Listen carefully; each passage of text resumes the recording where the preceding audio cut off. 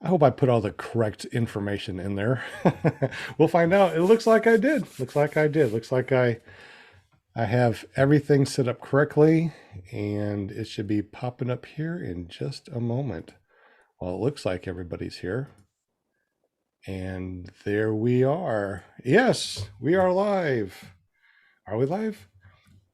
Oh, okay. We are live, but right now there's an ad rolling. So people are rolling in here. So as they're rolling in here, let's check out the chat real quick. We've got Eric PPG Lear, Bill H, Tommy Sutherland, Mark George in the house, Walter from Australia. Man, what's up from tomorrow upside down? We also got Mark George. Oh, you've been talking for a minute. Okay, that's good. Got a lot of people in here. Will Fly.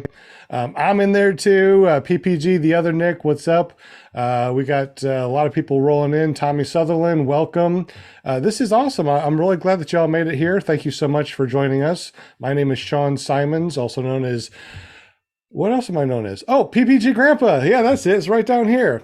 We do this ClearPropTV Paramotor podcast every Monday night. You can listen to us here and see us at ClearPropTV.com, or you can listen to us at paratalk.org. This is going to be an amazing show, and as always, let's introduce the panel before we get to the guest. We got ParamotorUSA.com. She's our Linda Anderson. She's our cheerleader. She's the ones that book everybody. There you are. What's up? Hi, everybody. Welcome. It's Monday night. You know where to be on Monday night, like right here. Nowhere else, right here with us. Thank you so much for joining my chatters. I love you all. Much love. And I'm just happy to be here. You know me on Monday night. My chair is rocking and rolling, and I am ready to go. If you guys want to be on our show, just get up with Linda Anderson. Just go to ParamotorUSA.com. That does forward over to her Facebook page to say, hey, I want to be on PPG Grandpa's Paramotor Podcast. And she will hook you up on ClearPropTV Paramotor Podcast every single Monday night. We also got Eric Lear in the house. What's up, Eric Lear, buddy old pal? Hey guys, happy Monday. Glad everybody in the chat and listening on the podcast can be here. Awesome. Now you also run a podcast too on Tuesday nights, right? Yep, PPG Tuesday Night Hangout with Will, Brian, Mark, Shane, and myself. And how do we get there and check out those shenanigans that you do every Tuesday night? You can find us at ppglear.com. Awesome. Well, thank you so much for being here, Linda. And do we miss something? We missed somebody. Our guest disappeared. Hopefully he comes back before we finish saying hello to everybody. And we also got Will Fly from willflyppg.com. What's up, bud? Hey, I hope we didn't scare the guest off. I hope not too. Yeah, it's good to be here. I can't fly, but I'm going to do the next best thing. And that's talk about flying. Flying is always good. Have you put out a new video since last week? I have not. Nope. But if we do want to go check out your videos, how do we do that? You can find me at YouTube under Will Fly, or just go to willflyppg.com. Awesome. Well, thank you very much, Will, for being on the show too. But this is not about us. This is not about the chatters. This is about one guy here that came here and said, I will be on ClearPropTV Paramotor Podcast on Monday night. And we got Todd Falstad. What's up, buddy? Good to see you. It is good to be here. Thanks for the invite. Lindy searched me out on social media. Can you hear me? Because I had my thing dumped. I had to reboot my system. Well, that's no problem. You're getting my audio? Yeah. If push comes to shove, you can always use your cell phone. That is a possibility. Yeah. All right. Well, welcome to the show, Todd. We definitely appreciate you being here. For those of you that do not know, Todd, if you would, just tell us a little bit about yourself and how you got into paramotors. Well, I spent a career in aviation, and I had some heart issues, and I needed heart surgery, and it ended my career, and I thought I could leave flying in the dustbin of my memories, and I couldn't do it. So a buddy of mine had sent me some emails about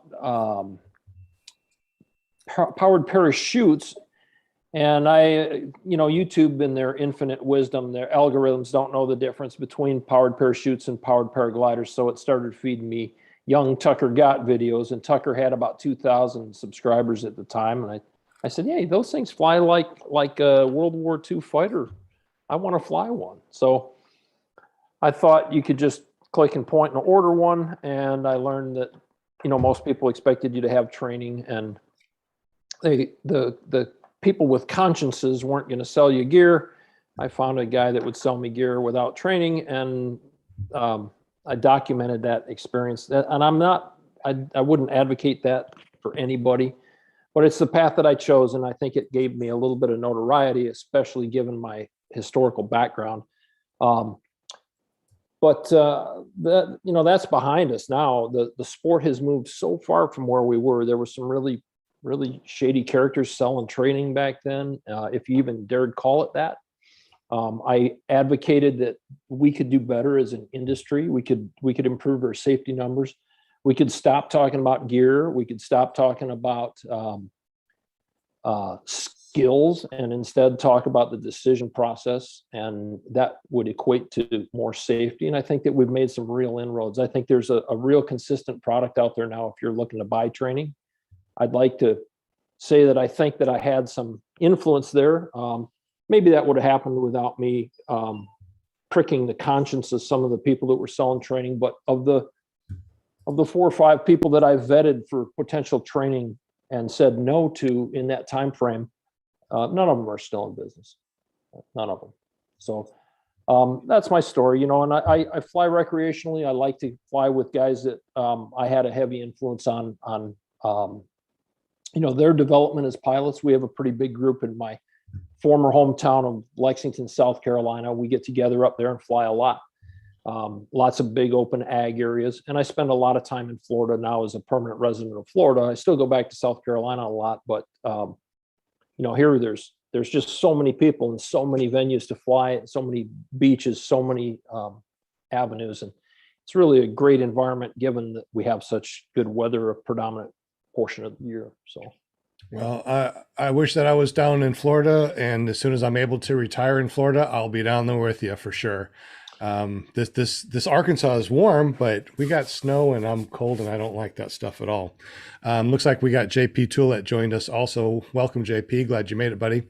Now, Todd, before the show, we talked about, what we wanted to talk about tonight. And he said the philosophy of paramotor. Oh, no, it's a life philosophy. It's bigger the life philosophy of paramotors. Hey, you know what? It's all about paramotors, all right? I mean, that's what it's all about. It is. And like I told you in the pre-show, if anybody's tuning in to see the world's greatest paramotor pilot, I'm not the guy. I tell people I fly like your grandmother. I maneuver, and yes, I've stalled a paramotor, and I've done some things like that. But I know what I want out of this, and that is safety number one at the high end of the list. So.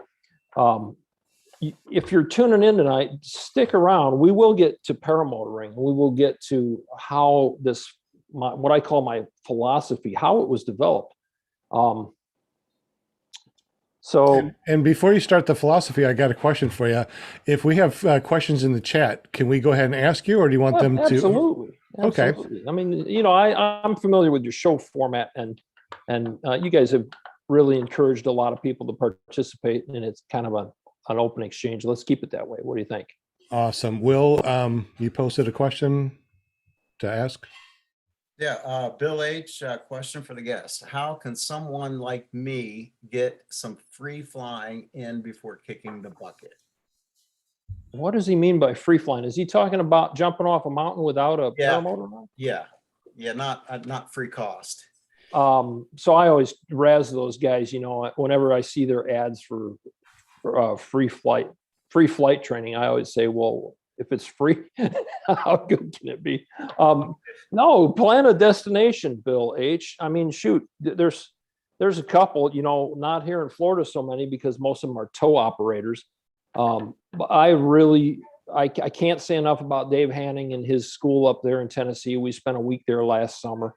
Search him out. I think his Treetop Flyers is the adjacent organization, but I don't really remember what Dave's, but if you search Dave Hanning, You can get up there and take a course. You can even get your P2 with him if you want.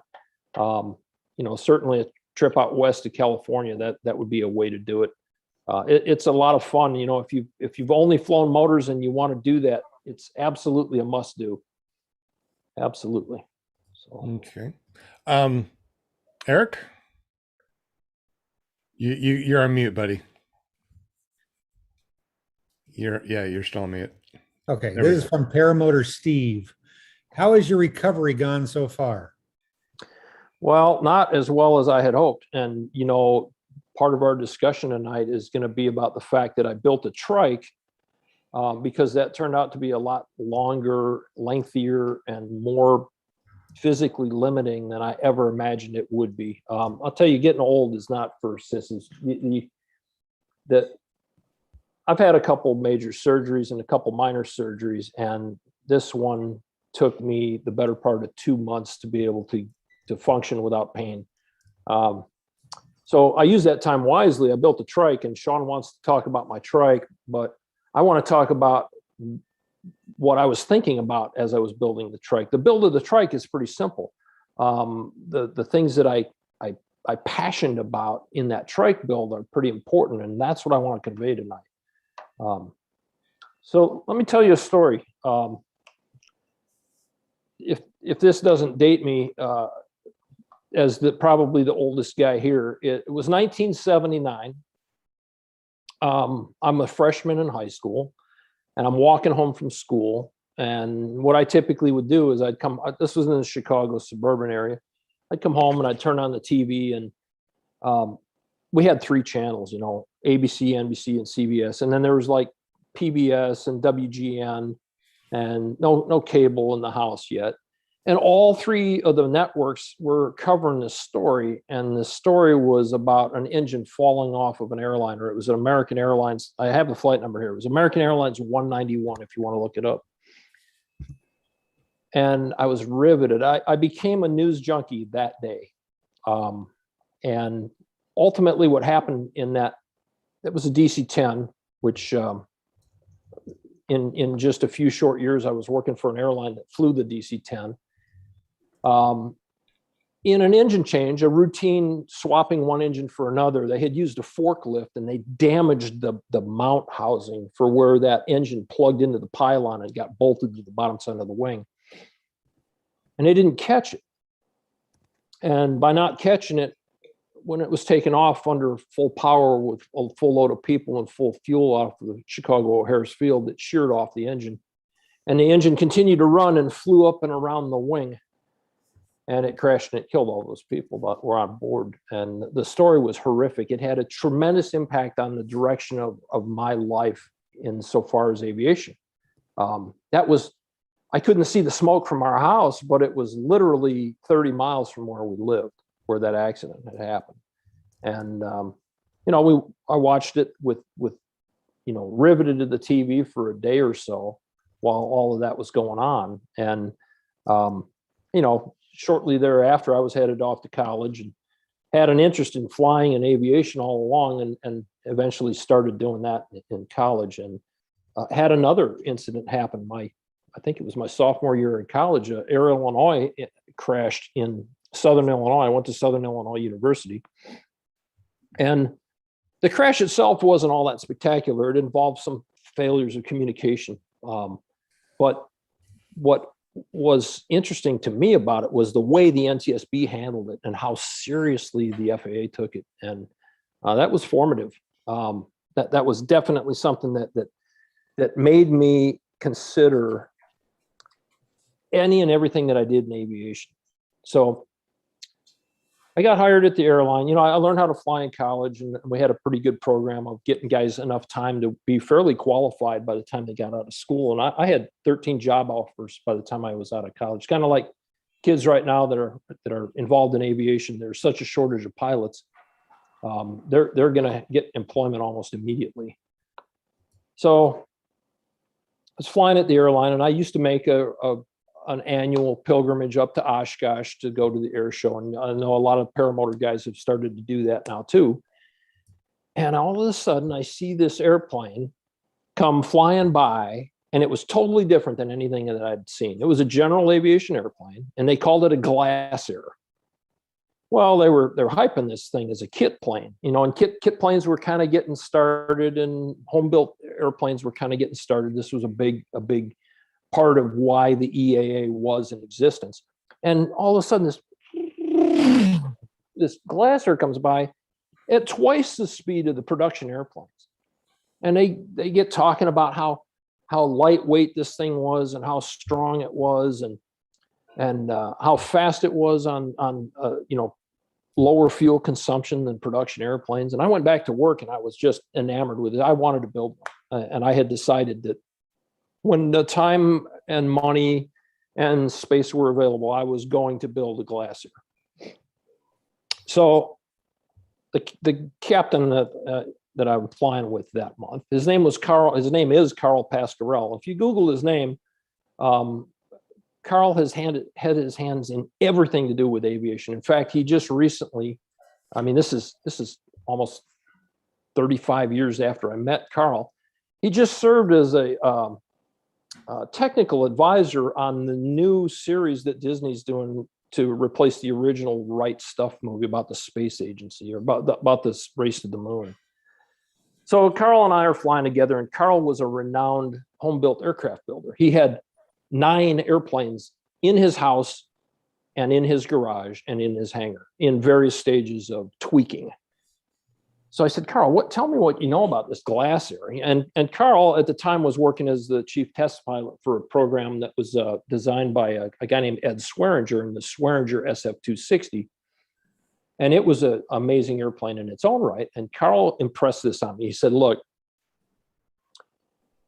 if you take a piece of aluminum and you take 100 pieces of aluminum and you deform them until they bend and they ultimately fail, you're going to get a very predictable weight and stress input that's going to cause these parts to fail, right? And he said the problem with these fiberglass and these composite airplane components is that you can put 10 pounds on one of them and it'll fail, and another one will end up having 1,000 pounds on it, and there's no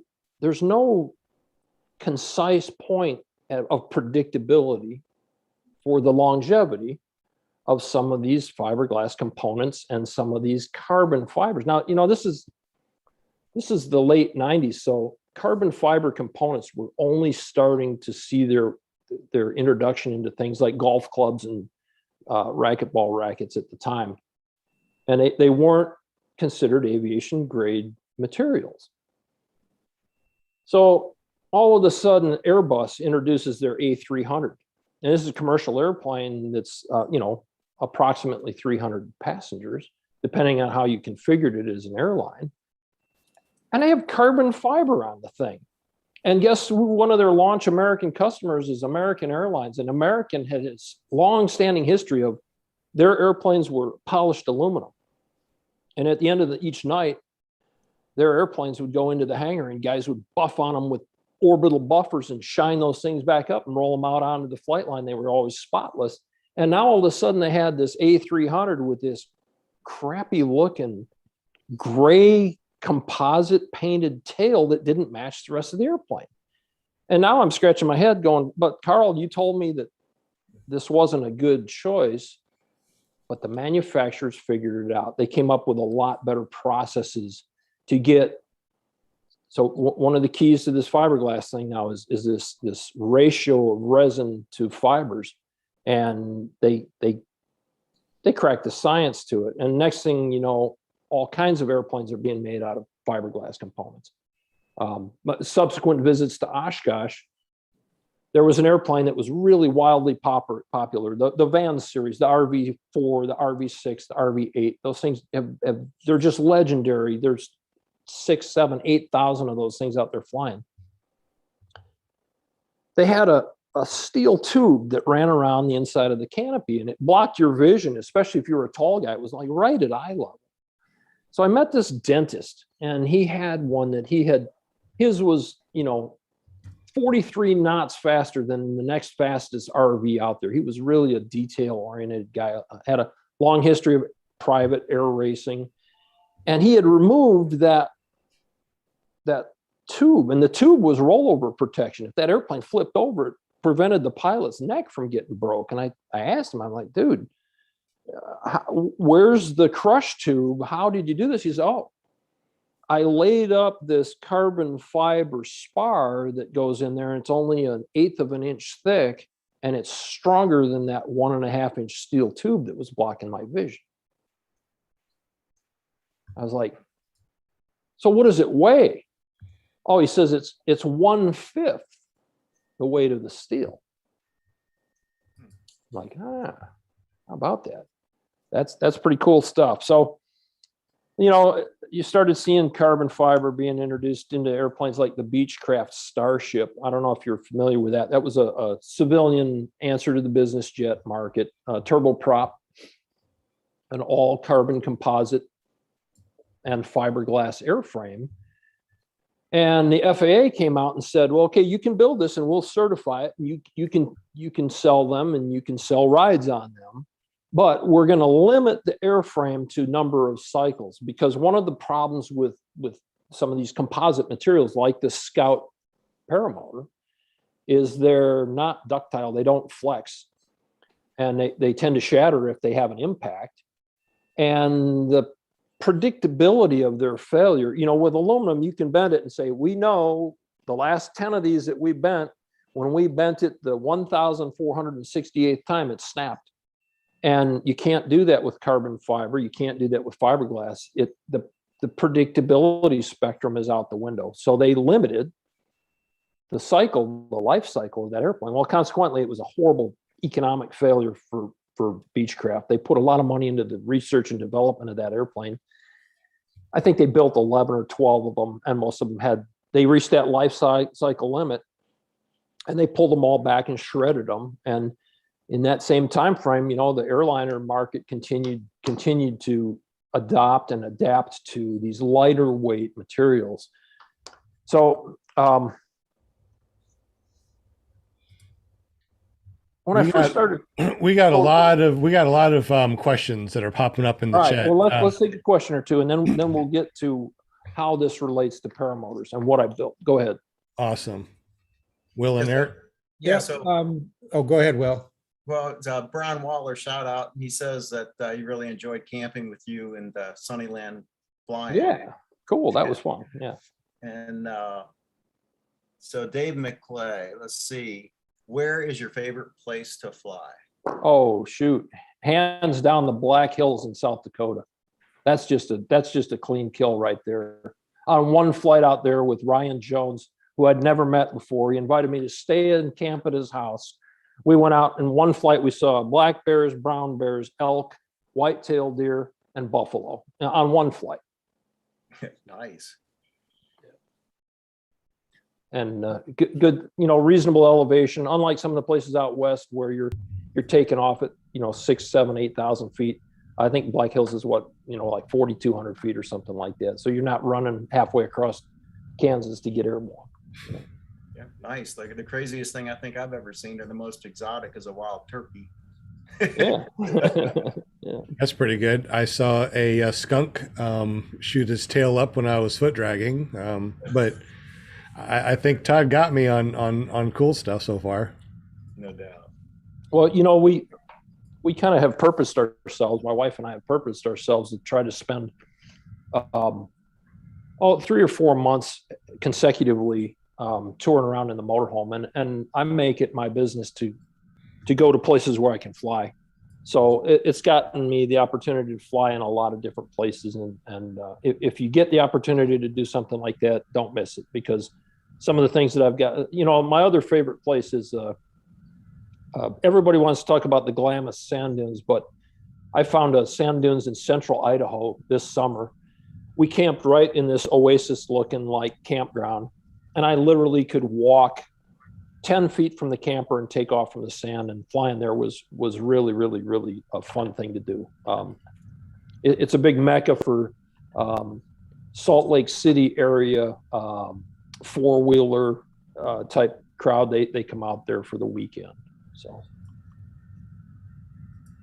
Nice. Let's get another question in. This is from Mad Sloper. Do you know anything about the proposed Falcrum Power Pod? I do. In fact, we have spent some time. I was talking about that with one of my wheeled pilot buddies here in Florida today.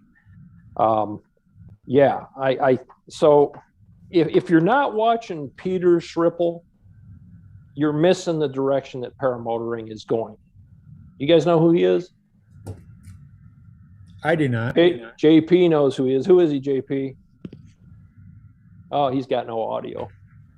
So he's the dude. He's a big RC guy. He's the big Like, RC guy. He's the dude. He that builds loaned- everything from scratch. I've been watching Peter for years. Like he has some amazing projects. Sorry, Todd, I'm excited about it. You know, No, 'cause, and you should like be. he's making some headway. It's I dig need watching to him watch too. Yep. Peter. So he's the guy that loaned Tucker the 50 ducted paramotor fan matrix of those little electric motors, and they flew it around and they barely got airborne. If you haven't seen that video, that's a good place to start. But he's now figured out that bigger ducted fans make more thrust, and paying more attention to the detail of the construction of the fan development is going to make this thing happen. I think I have always said I will be the absolute last person to convert to an electric paramotor, but it will eventually happen. So, and Peter's on the leading edge. So if you're not familiar with Peter's stuff, he's like myself. He's not much of a pilot, but his ideas that come out of his head are amazing. And the skill to be able to make some of these things are incredible too. Absolutely. So let's talk about another turning point. Okay. So I was flying the 727, an airplane that was designed in the 50s, built in the 60s and the 70s. And I'm just putting in my time at the airline, and, flying my schedule. And I get to lay over somewhere and I turn on the TV in the hotel room, and there's this horrific footage of Al Haynes's crash. It was United Airlines, and they crashed in a field, or they crashed on the airport at Sioux City, Iowa. And what happened in that thing was the fan blades that all plugged into the wheel around the engine, that engine had a casting flaw in it, or a forging flaw. It had some debris in the metal that caused the weight of those fan blades spinning around to pull that thing apart. And it sheared all of the control lines for the flight controls. And the engine itself stopped running. The two wing engines kept running. And they were able to fly the airplane back to the field and crash land it. And half the people lived. And it was amazing that anybody lived with an airplane that was virtually uncontrollable. So that marked the validation in my life that these things are important. The engineering side of these things, material selection, the process. So, I flew another airplane in the meantime, but I ultimately went to the 777 for a significant portion of my career. And that airplane was the first airplane that was CAD designed. So if you have any interest in building anything for paramotors, a decade ago, it would have cost you $10,000 for an OEM version of AutoCAD. And now you can use Fusion 360 as a hobbyist. So if you have any desire to do this, the tools that were used by big production companies like Boeing are now in your hands. And that's where guys like Peter are making a difference in this, because one of my friends in South Carolina, his name is Philip. He doesn't do social media. He is classically trained as a machinist. So he went to a trade school for state-of-the-art machinists. And Philip introduced me to Fusion 360, and we collaborate all the time using Fusion 360. So I can draw something up. I can email Philip and say, hey, Philip, take a look at this drawing. I can't solve whatever it is. And he can open it on his end, and he can work on it, and he can solve it. It's kind of like open source engineering. And that's where the future of paramotoring is going. So when you put a guy like Peter out there and you give him the tools like Fusion 360, the sky's the limit, literally, because you've got this brain trust. It's no longer just one guy building a paramotor or building a paramotor trike or coming up with the next best product in his garage. It can be a community sourced brain trust project. And that's where we're going with this thing. So I decided, after having my most recent surgery that was sidelined me, that I needed wheels. And Sean wants to talk about my trike. So what was I don't know if you're familiar with some of the trike product lines, but the one that I paid the most attention to is Fly Products. Mostly because I really like the folks at One Up Adventures, and I like Travis a lot.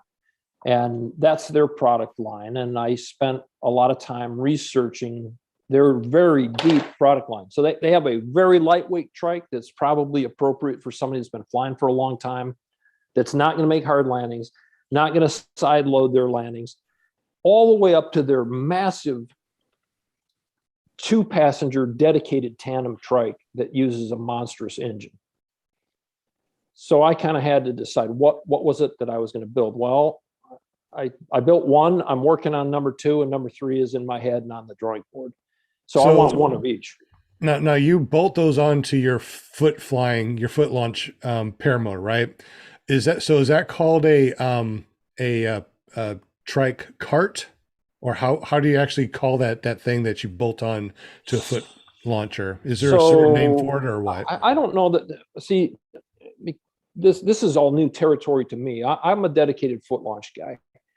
This is a temporary thing for me, but I got a taste of it while I was doing this. I got, like, I don't know, 12 flights on the trike that I built, and I was able to foot launch. Last week we had about 12 knot winds, so I was able to get out and foot launch.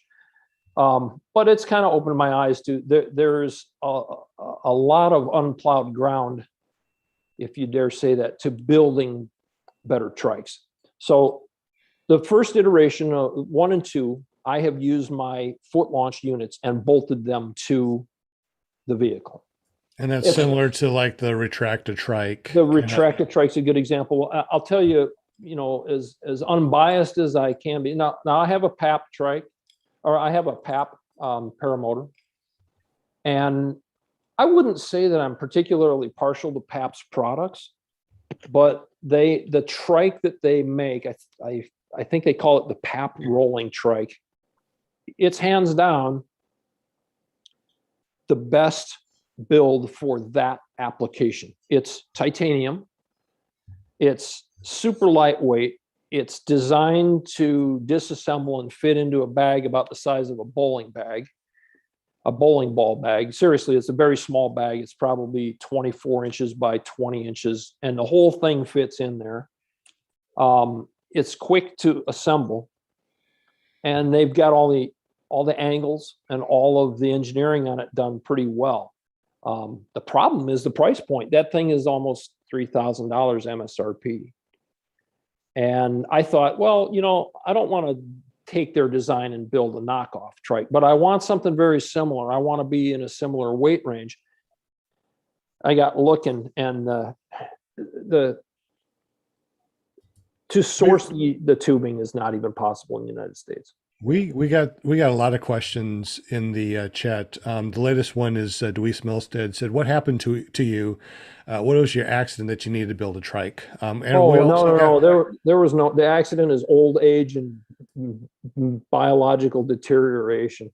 I had a hernia that I had one previously on my right side, and this was a left side hernia. I'd nursed the flying season to the absolute end. And when it got to be cold weather season, I scheduled the surgery. It was elective, and the recovery from that surgery was a lot more grueling than I had anticipated. Yeah, so that's that. No injuries, man. I've lived a charmed life with the paramotor. I broke one prop the whole time I've been flying, and it was because I slipped on wet grass. And there's actually a question about a prop. Will or Eric? I think that was from Mark George someplace. Oh, Mark George. Yeah, I know Mark.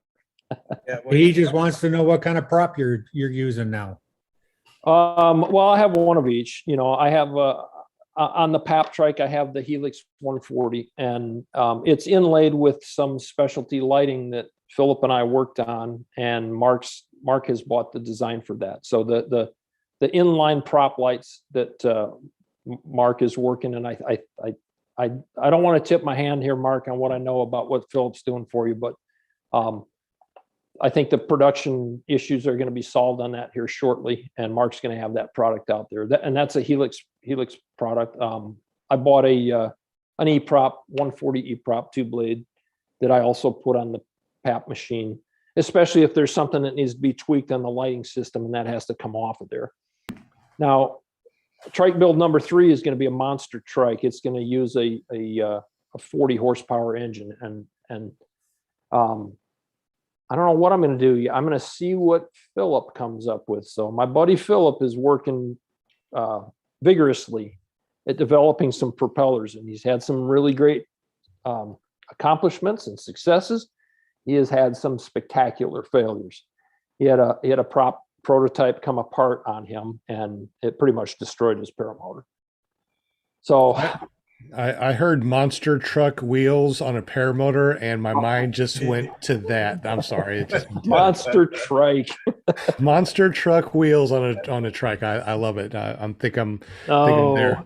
Will and Eric, there's a bunch of questions. I don't know if you can go back and help me Sure. ask Todd. Yeah, Brian Waller, he wants to know, what is the scariest thing that has happened to you while flying? Ooh, okay, so we got to qualify that. There's a whole lot more scary things that happen to me career-wise flying than have ever happened to me flying a paramotor. So one of the big disconnects here is when you fly recreationally, you are responsible for what happens most of the time. It's your decision-making process. When you're flying for a living, you're going no matter what. So you need to mitigate the risks to make that work. And that's where the scary stuff happens, because you make compromises and you say, instead of saying, screw it, I'm not going flying today, I'm going to put my paramotor back in the car and I'm going to go bowling, or go back and sit at the house, or go back and work on parts. At the professional level, I don't care if you're flight instructing or airline flying or working for a corporation, the boss is in the back of the airplane, and he expects to be wherever he bought the ticket or is paying the bill for that flight department to get him on time. And that's where the rubber meets the road. And a lot of guys don't see that from the recreational side, that they don't understand that. Well, how could they make that decision? How did that guy get into that situation, or did that crew get into that situation? It's because the pressures are different. Scariest thing that I've had happen on a paramotor, my first couple encounters with turbulence, and my very first takeoff when I realized I just took off in something I really don't know how to land yet. Oh my goodness. That would be scary. But I'd watched a lot of YouTube videos. Don't discount it. So here's my bent on internet learning. Right now, our friend Peter Sripple, the guy with the ducted fan and the one that made all the paramotors for he works for Flight Test. He does all the RC stuff. His sponsorship is I forget who it is. It's something. It's a learning based. It's a web based. You can learn about anything. And I think if they were to put together an online paramotor course there, it might not be the right answer for everybody, but it would be beneficial for a lot of people. So sorry to be so disappointing to Brian there. I can't really, and I'm not going to get into my professional flying stuff that was scary, because that's not the topic of your show, right? Well, I guess whatever you guys want to talk about. I mean, it's flying, it's aviation. I don't really care. I know that we got a lot of questions. I'm supposed to ask you, Resurgence PPG, which rocks, by the way. Todd wants to know what your fajita recipe is. I'm supposed to ask you. Oh, is Todd Scandrett going to be at Wauchula in a couple of weeks? If so, I'll share it with him. If he's not going to show up, I'm not telling him. All right, there you go. Offer on the table. Yeah. I have 2 questions here. one is from DeWeese and the other one is from Clark's video. I'll kind of put them together. How long have you been flying paramotors and how old are you? Okay, I'm 57. My heart surgery that ended my airline career happened when I was 50, and I took a year off and never looked at any. I sold my personal airplanes. I had a small stable of airplanes. I liquidated those. I kept the hangar, which keeps me. It's a residential air park. I don't live there, but it gives me a place to fly when I'm in South Carolina. It gives me a place for big paramotor projects and other projects as well. And I started flying 6 seasons ago this spring now. So, yeah. And, you know, I don't fly every day. And the first year was tough. So I had to work through some mental things about flying again. But, you know, now pretty much if there's a string of 2 or 3 good days, you can bet I'm flying at least one of them. And I don't really have any limitations on super cold weather, although I tend to be more partial towards the warmer weather. You know, if it's much below 40, I don't derive as much enjoyment out of it as somebody that might just be starting out. I'm not building time for a job or anything like that. But if the weather's good or if there's something to see that I haven't seen, let's go. Get the gear out. Let's go flying. How long do you normally go out for a flight? I mean, I usually top off my tanks and try to get out there as long as I can, 2.5 hours for a flight. I just love to be out there and enjoy flying. But I know that I some do people too. do. I like to put together like cross country events or you know, a specific destination. You know, I don't really like the plan of saying I'm just going to take off and see what happens. I like to say, hey, today let's take off. We'll go do some maneuvering, and then we'll fly a 5-mile box around the airfield. Or let's take off and specifically go down to a motocross track. We'll fly over the motorcycles and come back. You know, I kind of like to have a briefed mission, especially if I'm flying with more than one guy. I'd like to say most of my flights are an hour, but that's not really true, especially at fly-in venues where I feel that FOMO of, wait, is everybody else having coffee? I got to go land and see how they're doing. You know, so those tend to be a little bit shorter flights. But Yeah. Fly-ins aren't really for flying. Fly-ins are to hang out with your friends. I understand. Sure. Amen. Any other questions, or are we asked them all already? How did you design the front of your the front axle of your trike? Bill H is asking. The front forks. You'll never believe who was an influence on that. It was Kurt Pfister. And, you know, I saw your video, so I knew what it was. And you're right. yeah, I mean, you know, Kurt has a certain influence on our sport, whether we love him or hate him. And I've kind of warmed up to him. He doesn't attack me. I don't attack him. But all of his fly pod, which is not to be confused with the fly products line, casters. And his argument is that there's just enough pull on the mount rails. There's just enough pull if the wing's not perfectly centered to steer that without any pilot input, because of the fact it casters like a shopping cart. So it tends to follow the direction that it's pulled. And I wanted that effect. I had a child's bicycle, and I cut the forks off and machined and welded 2 tubes that actually my buddy Philip did that for me in my shop. He came over one day and we knocked it out, and I welded it up so that the axle was behind the axle of the tire was behind the axle of the steering input, so that we built a castering system.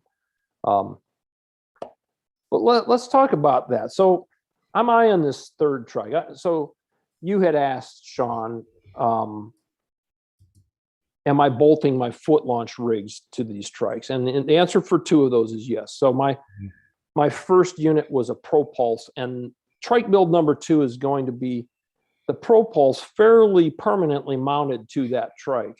You could take it on and off, but it's not going to be as simple as the first trike that I built to accommodate the PAP. So I had to choose an engine for trike build number 3. Well, what engine do you choose? So I don't know if you guys understand this concept or not, but there is a huge gap because of the engineering, because of thermodynamics, because of the laws of physics. There's a huge gap between 40 horsepower, or more reasonably 37 horsepower and 65 horsepower. So what causes that gap? First thing that we have to understand is there are some equations that I don't see all of the paramotor equipment manufacturers adhering to. Number one is thrust to weight ratio. To all reasonable costs, you want as much thrust for as little weight as you can get. Does everybody agree with that? I agree. Yeah. Well, you know what happens is the paramotor, the paragliders are so efficient at carrying weight. Sometimes guys lose, they lose that vision of that holy, I can't tell you how many people's lives were lost to try to gain one more knot of airspeed, one less knot of drag, one more ounce of thrust for one less ounce of weight. I mean, this is just a never-ending battle that drives aviation development. And I think it applies to paramotor construction. So this gap from 40 horsepower, what happens at 40 horsepower is you can't rely on air cooling anymore because you can't dissipate the heat that the engine's making. So you have to go to liquid cooling. Okay. All right. Can you say that one more time then? Where's that cut off and why? About 36 or 37 horsepower, you can no longer dissipate the heat that will destroy the engine using air cooling. Okay. There's not enough air relative to the mass of that engine to keep it cool. So the next step in cooling efficiency is liquid cooling. Well, with liquid cooling, you need a radiator, you need the liquid, you need a pump to move the liquid around to keep it cool, you need a thermostat to control the temperature, and you might as well go with a valve train and put in valves and get rid of the two-stroke side of the equation, go to a four-stroke engine, and you've just added, 13 or 14 pounds to your 38 more horsepower motor to make 39 horsepower. You might as well go to 65 horsepower, because that's the point where the gap in the thrust to weight ratio lineal plotting recovers. So there are no options in that 45, 50 horsepower range that makes sense. So for people that fly the Moster 185, which is pretty popular out there, how much thrust is on that? Do you know offhand? Yeah, I do. And on mine, we've measured it about 176 pounds of thrust. John Ripa had the same engine with slightly different propeller and different ratio. His made 180 when we did it down at one of the fly-ins last year. But we're talking really about 25 to 27 horsepower. And how you manage the thrust is really a function of how, that doesn't add weight. That's just a matter of tinkering to get thrust differentiations. It's the horsepower that's going to ultimately give you the thrust. So we need to talk about horsepower. And okay, then how much Then how much horsepower is a Moster 185 about? Typically, it's going to be 25 horsepower at about 8,200 RPMs. So 25 horsepower. So what would get you up to that range that you're just on that teeter-tottering between air-cooled and liquid then? What kind of motor? Right now, your options are the Polini 303, the Viterazzi Cosmos is the choice that I've already made in my mind. That's the 36 horsepower solution. And it stays right on that flat line of plotting thrust to weight ratio. So to gap up beyond that, there are some solutions. So there's a guy, he brought a trike to Mountain Cities flying. It wasn't a trike, it was a quad. Okay. He calls it the Dragon. Super nice guy. I spent a lot of time talking to him at the fly-in. And he has a solution. He's gone with the Rotax 503 engine. And that engine makes close to 50 horsepower. And it's air-cooled, but it was notoriously unreliable. Rotax doesn't make it or support it any longer. So you can't you can't plan production on it. Now he has, and you can buy the engines rebuilt, but the design is 30 years old. The engines are at least 20 years old. And he's offering a warranty with them, which is a cool thing to do as a manufacturer. But he has not designed that Green Eagle look-alike quad based on an engine that's currently being manufactured. And the thing that I'm trying to do with the designs that I'm working on is I want to make sure into the future that there's repeatability for the design. So everything is CAD CAM. And the parts can be sourced at least of the day that it leaves my design. We can duplicate it with currently manufactured parts, and you just can't do that with the Rotax 503. Hey, Todd, with what you were saying, was that referring to 2 strokes, or is that the same with 2 strokes and 4 strokes? Yeah, it really doesn't matter. There are reasons to go to 4 strokes for fuel economy. The 4-stroke and cooling with liquid kind of comes bundled to gain the efficiency jumps that you need to make that horsepower in that range. Yes, there are 2 strokes that are liquid cooled, and yes, there are 4 strokes that are air cooled, but that they're oddities, and they don't stay on that plotted path of we added more horsepower, we added a little more weight, and there's a linear climb up. They're somewhere off of that chart, which makes them poor choices, in my opinion. Okay. So I'd like to build a 50 horsepower monster, not truck tire, monster trike. I'd like to build that trike, 50 horsepower that can easily carry 2 big 250 or 300 pound guys. So real quick, if you're gonna build a trike, why couldn't we build an electric motor with a bunch of different batteries that could let you go fly for a couple hours? Because the weight too long. Okay, there's another equation that has to be, what's the duration of runtime is too short with the current technology, and the weight to get the duration of runtime up to where we would like it to be. I can't accept a 30-minute when it's over with, you have no power solution. Those batteries run until they're completely depleted, and bang, you have no thrust. If that happened at an hour and change, I'd be more warmed up to it. Yeah, the SP140 that I test flew got an hour battery. So, with one battery, it can go for an hour.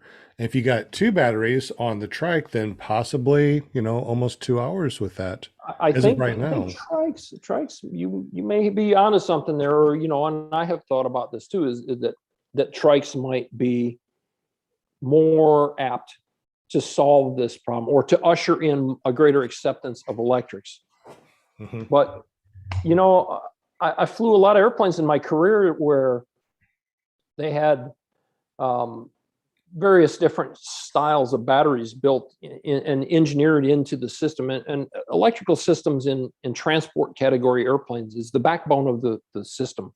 That's where your reliability and your safety comes in. That's where the Air Illinois crash that I referenced earlier failed so miserably, is they had nickel cadmium batteries, and they had swapped out the nickel cadmium batteries for early LiPo batteries, and the crew didn't understand the difference in how they discharged, and it ultimately killed them because of their lack of understanding. That they were anticipating the lights to slowly get dimmer and dimmer and dimmer and go down, and that battery ran full power output until it had nothing left, and bang, everything went black, and they crashed in a cornfield.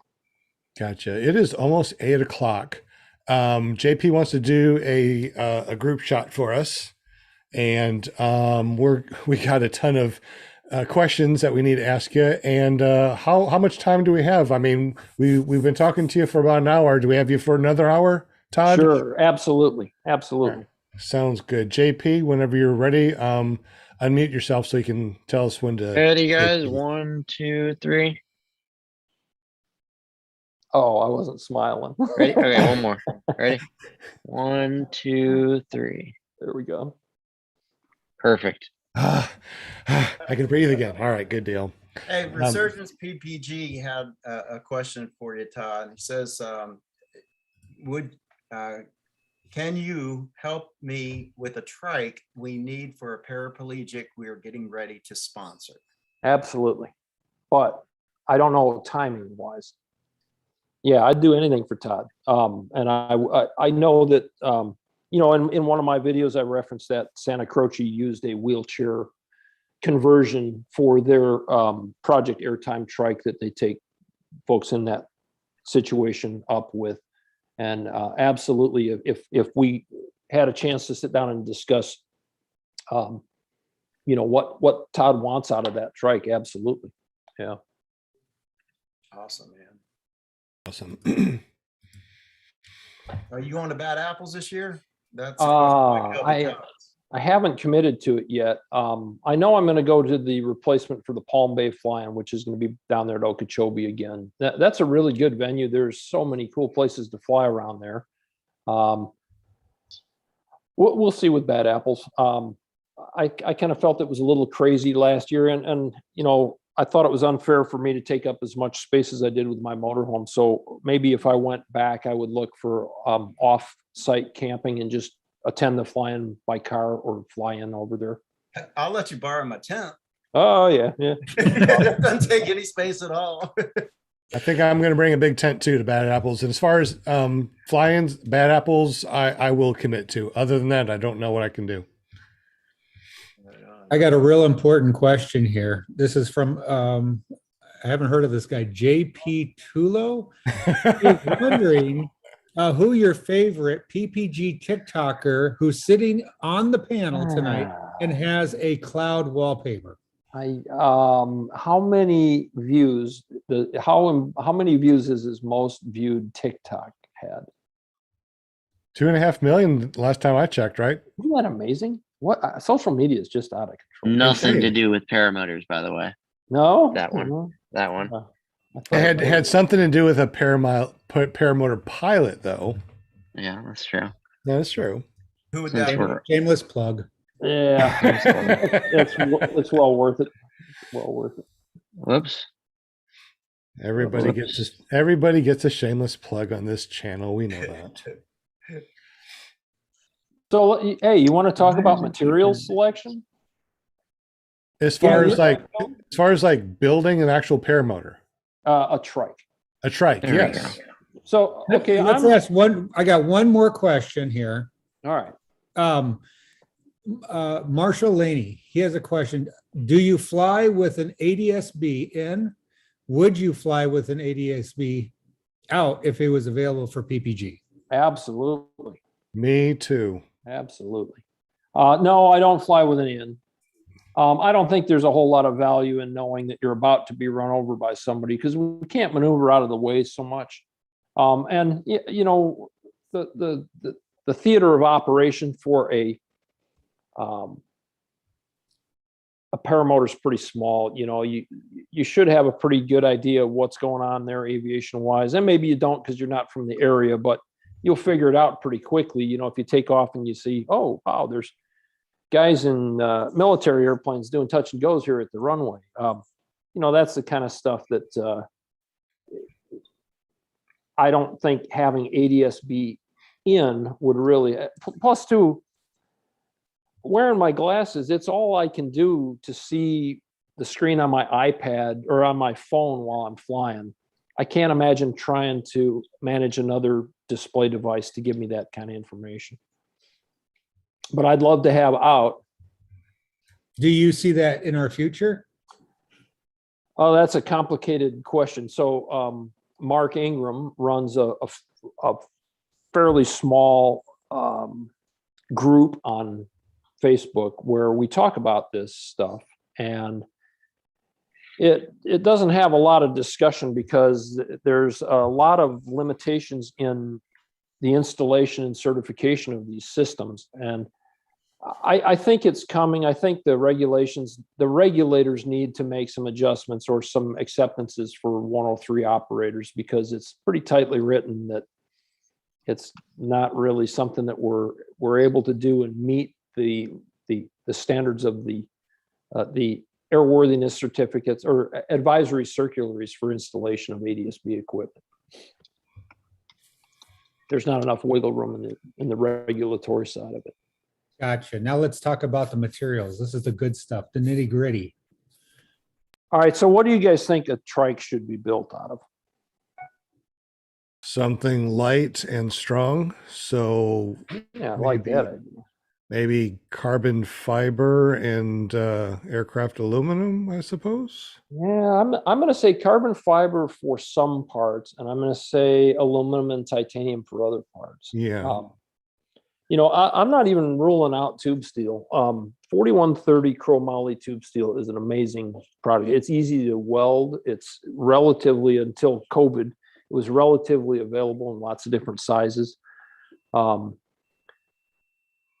The carbon fiber thing has just absolutely fascinated me. When Philip and I started talking about, you know, a better propeller, and so what drives a lot of this desire to build stuff or desire to design stuff is the fact that nothing's built in the United States. I mean, does anybody own or fly a paramotor or a paramotor frame that is built in the United States? Yes, I do. Which is yours?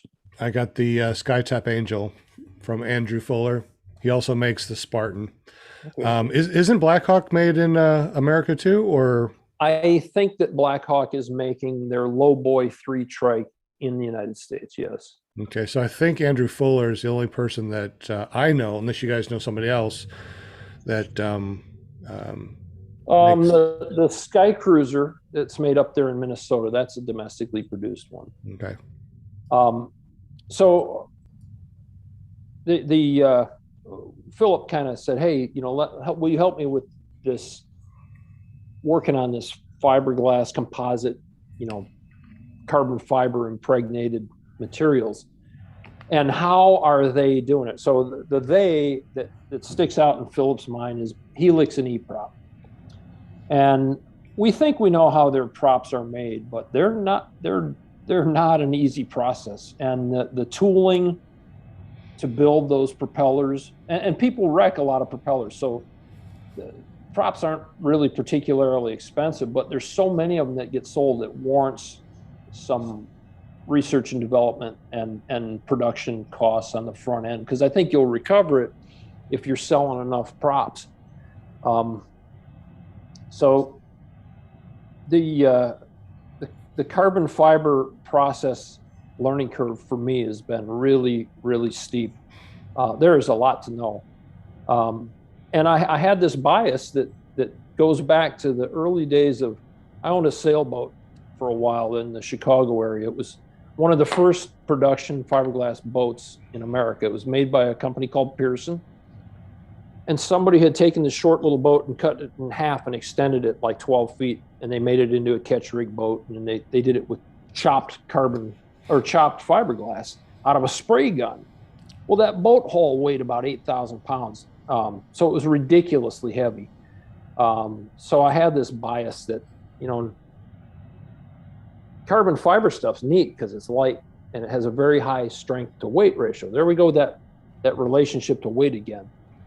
So I started learning with Philip, and I don't think that all of the parts, you know, to answer my own question there, I don't think all of the parts on a paramotor frame or trike should be made out of carbon fiber. I chose in build 1 to make everything out of metal, mostly aluminum, a little bit of 4130 tube steel. And build number 2, I decided I would make all of the fittings out of carbon fiber. So I had to learn how to do it. And I'm not completely proficient yet. So here's the process that I've been following. I conceptualize the part that I need. And a lot of times this doesn't come out of thin air. It's like, you know, you've got 2 pieces of metal that cross each other and they need to be hooked together. So you got to build a clamp that holds them together. So I designed the clamp in CAD software. And then I take that design of the clamp and I create a negative mold around it and figure out how to split it apart And this is what I've been printing out. This is what the clamps kind of look like, or the molds kind of look like. And this is one component of a 3 or 4 component mold that will ultimately get compressed together, and it'll make a carbon fiber part. So when you get the mold all printed out, you mix up epoxy, and you mix the epoxy with raw carbon fiber. This is something called chopped toe. It's a pound of this cost me about 35 bucks or so, and you can't mix it directly with the epoxy. You have to inlay it by hand, and you build up sequential layers, and then you smash it together, and you try to squeeze as much of the epoxy out of the matrix as you can. Because there's an ideal ratio for strength to weight, and it's about 60% carbon fiber to about 40% cured resin. And you don't have to hit that, but that's the strongest that you're going to get. So if you don't have enough resin, you're going to have part delamination problems. If you have too much resin, you're going to have weakness and cracking, and the resin tends to deteriorate in solar conditions, degradation. So after this cures tomorrow, I'll have to chisel the mold off of here. I won't be able to separate it. You know, with more expensive molds, if this was made out of aluminum or stainless steel, I would be able to pry it apart and get the part out of it. But because I 3D printed this for $1 on my 3D printer, it's destructible, and it's all waste material except for the part that's inside. And when the part that's inside comes out, this is what the part looks like. So this component is part of a clamp system, and it does just like I said. It's going to tie the front spar to the paramotor frame that I'm bolting to it. This is the more permanent application, and this component weighs about 53 grams. So it's approximately 75% of the weight of aluminum. The sourcing costs on it were about the same cost of buying a block of aluminum and machining this. It's repeatable because I can print out more molds and make more of them. And it's 5 times lighter than steel. Is that something you can make a whole paramotor out of? Absolutely. Wow. This thing is infinitely strong. There is 0 flex in this piece of material. Now, it's not impact resistant. You know, that's the problem with the Scout. You know, you trip and fall on a Scout, you got a lot of expensive repair work to do. But in the right doses, I think this is an amazing material. So what this has given me is, you know, you asked about clamping so this is a 2-component clamp that I've been working on. And this is going to bolt around the main axle. And the smaller hole here is going to bolt around the paramotor frame at the bottom. And this is going to hold the two together, and they won't be able to separate because this will be through bolted. And these 2 components weigh about 30 grams a piece. Now, the equivalent components made out of aluminum would weigh, 60, and made out of steel, they'd be closer to a pound for these 2 components. Wow. That's amazing. And how did you come up with this ratio and this for paramotors? Where'd this pop in? The internet. So that Skillshare is the name of the sponsor that's sponsoring Peter. It's called Skillshare. There are, so the purveyors, the people that want to sell you this stuff, they're out there creating training content for how to do this, how to make carbon fiber infusions, how to do vacuum bagging, how to do open layup carbon fiber. The information's out there. You just got to go searching for it. It doesn't cost anything. I mean, the material costs, but the knowledge doesn't cost anything. You just got to go find it. Wow. Amazing. So I had a friend get hurt very badly in a paramotor accident. And it was a sad situation because he's a really good guy. And I wish he quit flying over it. And I wish he was still flying. My impression of how he got hurt was because he was flying at a tree and he squeezed the throttle expecting the paramotor to rotate out in front and him to climb up and go over the tree. And he was at such a high weight to thrust equation that all that happened was it accelerated him and he crashed into the tree. Rate of climb or excess thrust to be able to climb is so important. It is the single thing back to my airline career, the single thing that made the early days of flying at the airline dangerous. And I honestly believe that it's just by the grace of God that I wasn't involved in an accident in some of those early days until the better equipment came along. And by better equipment, I mean more thrust to weight ratio, better material selection, better manufacturing processes, better engineering in CAD, better training in so far as crew concepts and those things. But that's a whole nother topic. That human factors side of aviation is a whole nother topic. But I think this guy would have never had that accident if he would have been on a trike that was weight shift capable, number one, and that had enough extra thrust that when he squeezed the throttle, he'd have gone up and over that tree. That accident would have never occurred. So how big of engine are you talking about? You're talking about like that Pliny 303 type of thing, or that 4-stroke with water coolers? So this leads to when I started thinking I want to do this, I want to start building trikes. I got sniffing around, and there's a guy here in Florida who was very gracious. He gave me the better part of 2 hours of his time one day, and we talked about motor selection. And I don't, as much as I appreciate the time that he gave me, I disagree with his basic philosophy in building. So he's built over 200 wheeled paramotor devices. Yeah, you guys probably don't even know they exist. We see them at fly-ins. They roll in on trailers. They might look like they're 25 or 30 years old. For the most part, they're built around a lot of different engines. I think one of the worst choices for a paramotor engine is one of these construction equipment conversion engines. So they get sold on the idea that they're 4-stroke engines, so they're more reliable. A lot of times they have fuel injection, they have dual ignition, they have electric start, they get all the bells and whistles, but they weigh 125 pounds.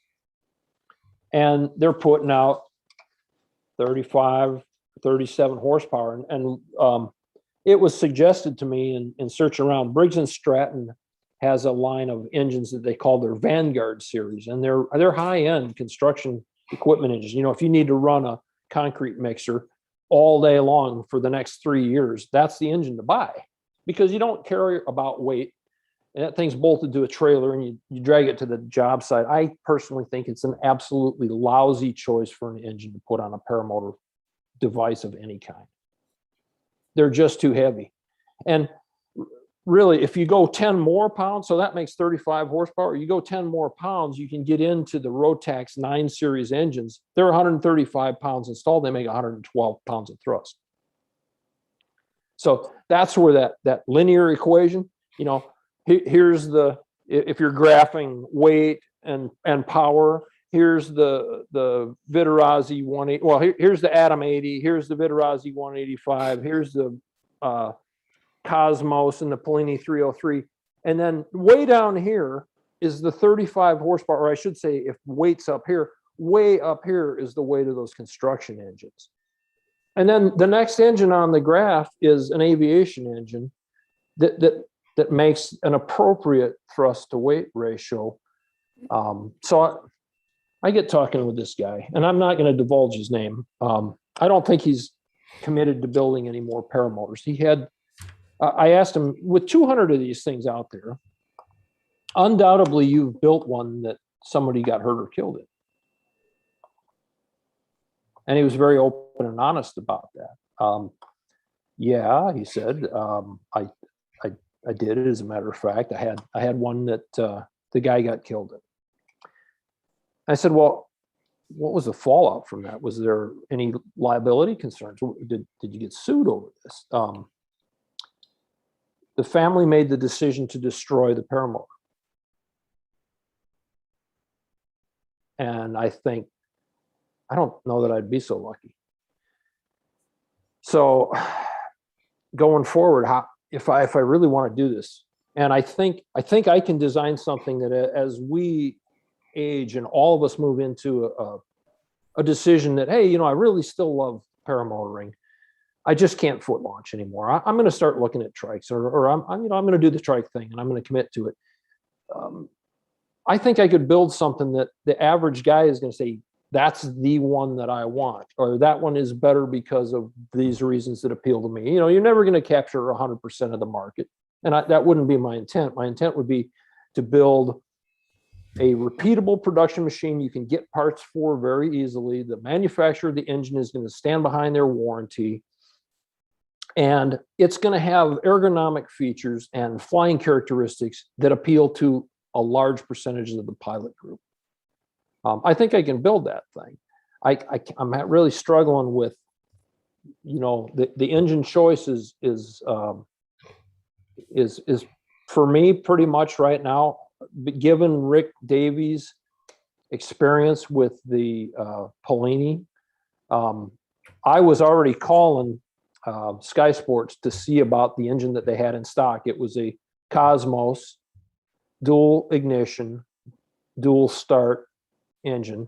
It's got a retail price right now of about $4,900. I drug my feet on it for a week, and Rick Davies bought that engine. So good for Rick. So they'll make more, and that's what I like about it. They'll make more. Unlike the RMZ 1500 or whatever it is, the Russian knockoff of the Rotax 503. Who knows what the supply of those things is going to be down the road. Right. Let's see. It's almost 20 after 8. Any questions that we haven't asked in the chat or on the panel? No, there's nothing in the chat right at the moment that I'm aware of. I want to kind of go back to your carbon fiber stuff that you were designing. Instead of using like a DOM metal, are you thinking of making molds for the carbon fiber for all that? And making the whole thing carbon fiber?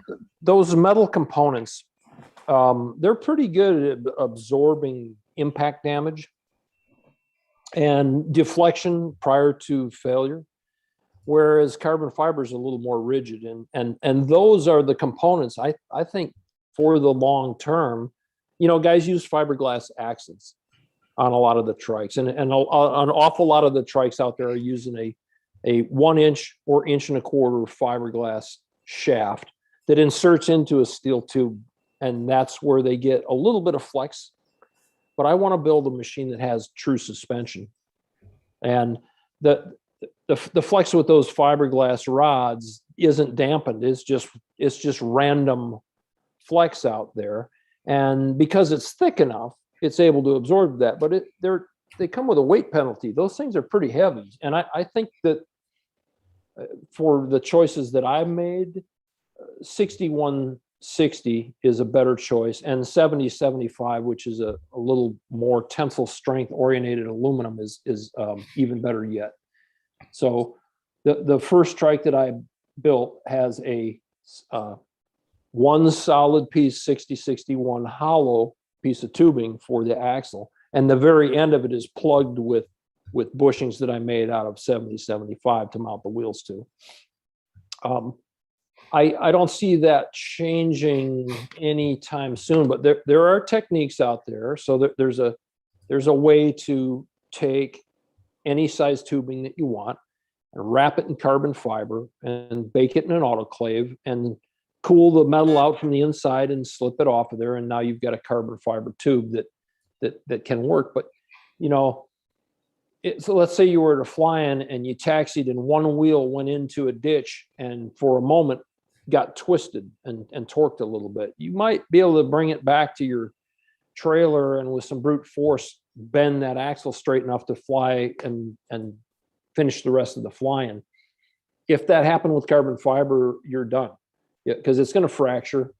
Right. And one of the problems with any of these composite type materials is it's not really easy to assess how damaged the part is if they get damaged. So I think you want to limit the use of carbon components and carbon fiber components to areas that are either need to be thin and you want to be aesthetic, or like this where they're in a part of the construction that's not likely to absorb any impact.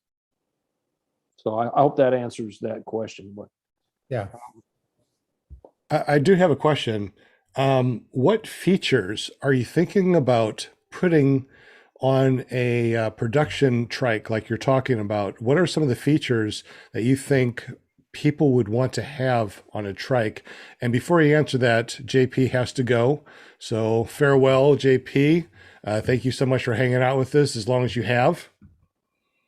Yeah, always a pleasure, guys. Todd, thanks so much for coming on. yeah, Really appreciate it. Man, I wish I could listen. I could listen to what your mind is like, you really need to write. Just regurgitate. Just regurgitate from other people. I don't think one book would be big enough, dude. You really need to write a book. Like everything that you've got up there. It's I think it's so too. Very impressive. So thank you so much for coming on. Have a good evening. You bet. You too, guys. I'll catch you guys later. Thank you very much, JP. And also too, guys, thank you very much for listening to us. We'll probably just keep on talking until, Todd can't talk anymore.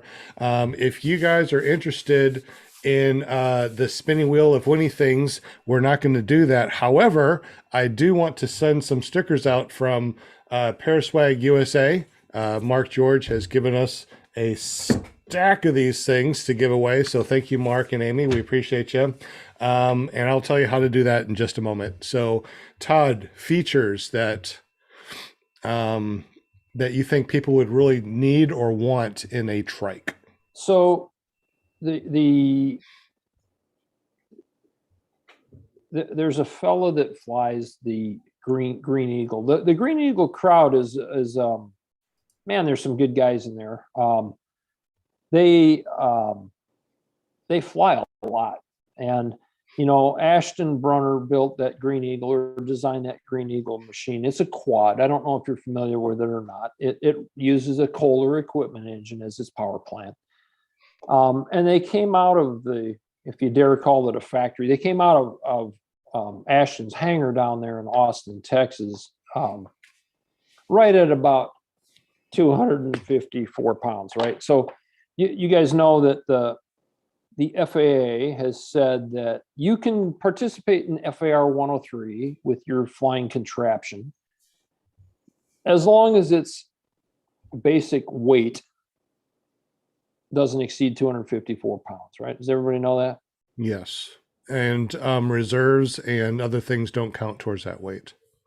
So, that's the number that I don't know how the FAA came up with that number. I wasn't around when FAR 103 was crafted, but man, it was written for guys like me. I had a lifetime of highly regulated aviation, and even without my health concerns, which would have prevented me from flying, it's so refreshing to not have to do all of the regulated side of the stuff. But that 254 pound limit's pretty high, in my opinion, especially with the technology that's available today. So the number one thing that those guys have done to reduce the weight of their machine, which will definitely be incorporated in my build of my monster trike, is hanging harnesses instead of a fixed seat. They're every bit as comfortable.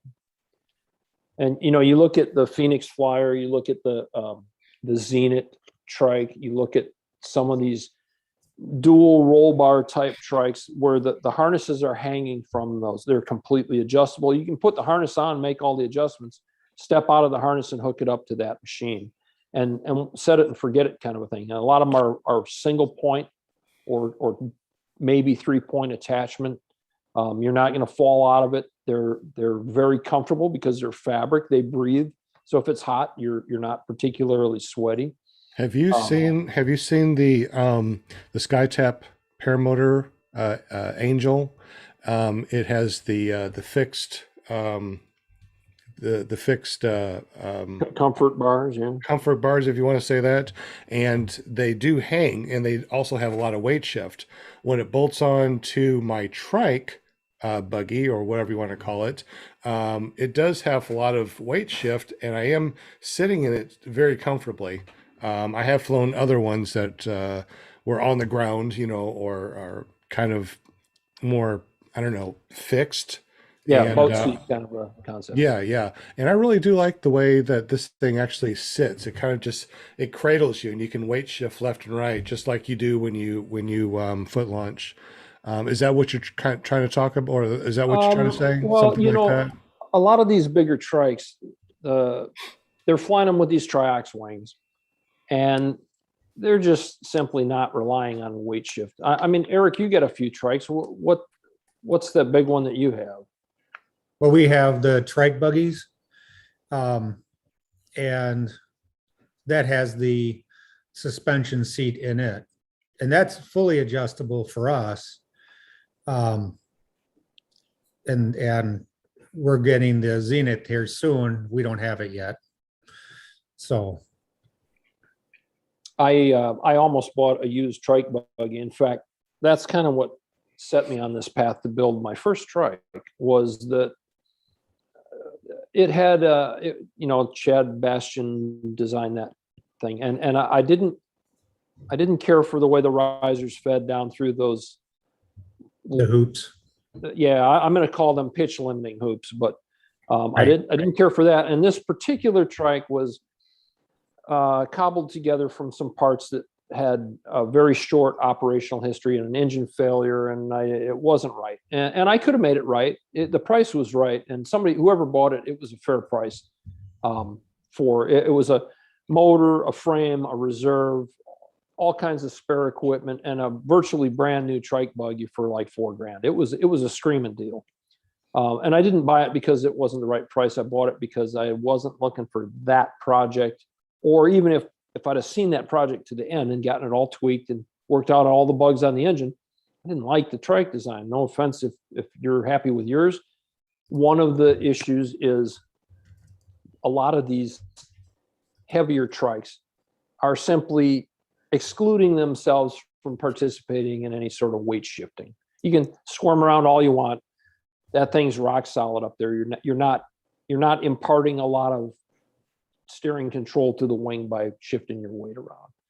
And I think I'm kind of willing to make that concession, because you fly it differently. You know, you're not going to fly near the ragged edge of stall. You're going to fly that wing fast.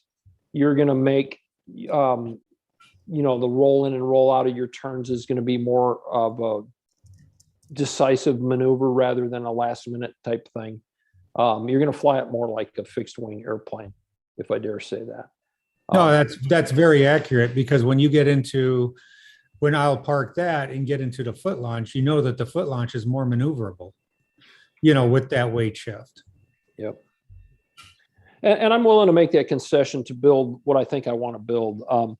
The other thing, Sean, is an infinitely variable way to manage center of gravity, weight and balance, if you will, and the attach points of the wing. And that's pretty easily done. Most of those, they either have rails with a lot of clips, or they have gone to the soft links that are limited in travel by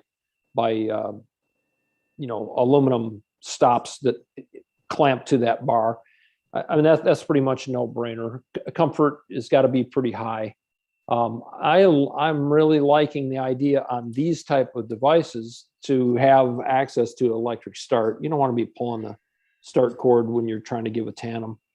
You know what I'd like to see on a trike is an enclosure when it's cold.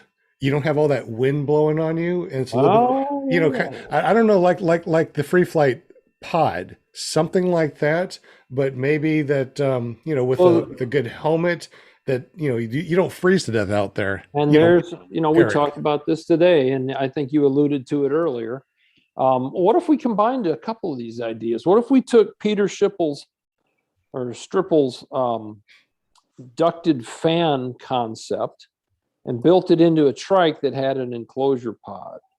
That would be interesting. However, he was having some issues with the lines going over that double fan thing. He might need to put a hoop around it just for the line guides. But I think he'll be able to solve that. So, he can epoxy in. That was a function of something in the structure sticking through those ducts a little too far. And if he just plans a little bit better on iteration number 2 or 3 or 4, and that's the beauty of CAD. You don't have to go back to the drawing board and start over again. You go back to the drawing board and you change one little thing, and you've got, if I don't know if you noticed in the beginning of his video, he was cutting all the foam out with a CNC machine. And then all he did was stack all the foam together in fiberglass over the top of it. I saw that. That looked pretty cool. So, I mean, that part's already solved. He doesn't need to redesign that. He just needs to redesign how far those spars that mount the motors or whatever they do, that they don't protrude through the outside of those ducted fan things. And I think he'd be better off doing one single ducted fan. That'd be pretty neat. And I'm sure you've seen that one lady that had that big long pole with the fans. Yeah, And it kind of pulled her up into the air with a free flight. That was pretty spectacular too. well, I think there's a lot of cool stuff coming down the pike. And to the extent that I can, I struggle with the concept of being the guy that does the sales. I just don't want to be that guy. I don't want to be the guy that handles the warranty issues. Not that I wouldn't want to stand behind the warranty issues. I don't want to be the guy answering the phone, listening to the story of how it is that it doesn't work and I need to fix it for somebody. Maybe I think if I come up with a trike design that's easily repeatable, especially if I can outsource the production. I'll tell you what, these little components like this motor mount, this is a tremendous amount of time on a prototype basis.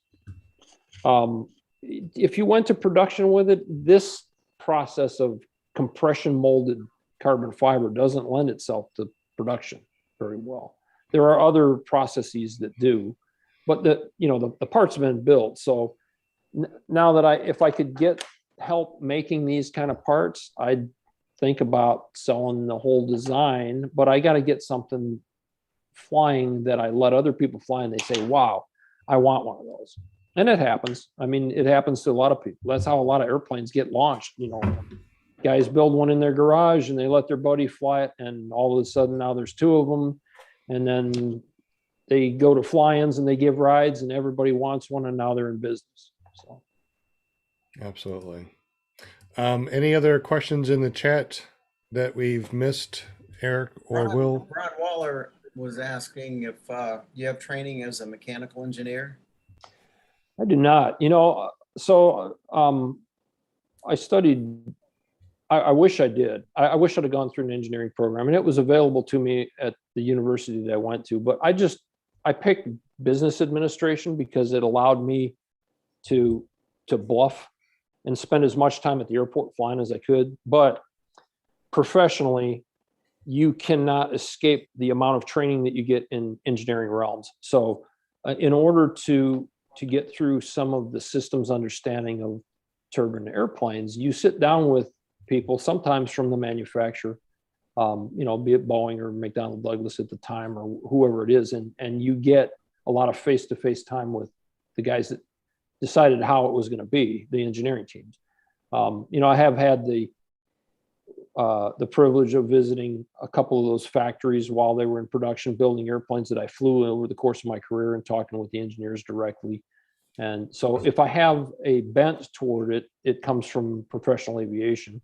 And if I have any specific training. I'm not even going to claim any of those credentials because, you know, so much of those engineering courses are math-based, you know, pure theory. There's not a lot of application there anyways at the educational level anyways. So no, something tells me you would do really, really good in engineering school. Yeah.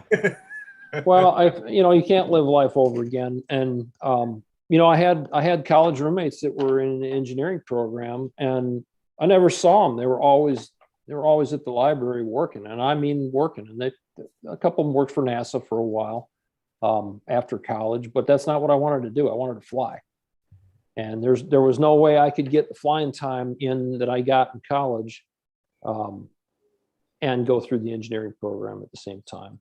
So I kind of bluffed my way through business school and got a degree in finance. Right on. Yeah. The last question is Bill H. Well, not last question, but Bill H. wants to know what fly-ins you're planning on attending. I definitely will be at the Okeechobee fly-in in 2 weeks, or in March, I guess it is. That's a little bit more than 2 weeks. In 2 weeks, I'm going to be in Wauchula for a while there. I had a buddy of mine from home ask me to teach him how to fly paramotors. I said, you know, I know what's involved, and I've trained a lot of people how to fly fixed wing, and this is a big commitment to ask from me, and I'm not prepared. First of all, I'm not a USPPA instructor, and I don't plan on becoming one. Secondly, I don't have a curriculum. Yeah, in my mind, I know what you need to know, but I haven't worked it out and written down a paper curriculum of what we're going to do for lesson number 3 today. And there's guys that have, and they really don't charge that much. And I'm going to go there, and I convinced him to buy training from One Up Adventure, and he's going to be down there. So I'm really looking forward to being there, working with him. I may volunteer to teach 1 or 2 of the classes. Justin Fox in the past has asked me to teach weather and airspace, and we'll see where that goes this year. So I plan to be at that, and that kind of becomes a fly-in, although it's technically a paid training course. A lot of people show up to those. That flying in Eastern Virginia, I'd really like to go back to that. I forget what the name of it was. It was out on the outer banks of Virginia, north of Virginia Beach. But my oldest son used to live in Virginia Beach, and he doesn't anymore. So there's less incentive for me to get up that way. That one's coming up in the fall this year. Is it Pace? It was Pacefield, yeah. Yeah, that one was really enjoyable. I love flying around that area.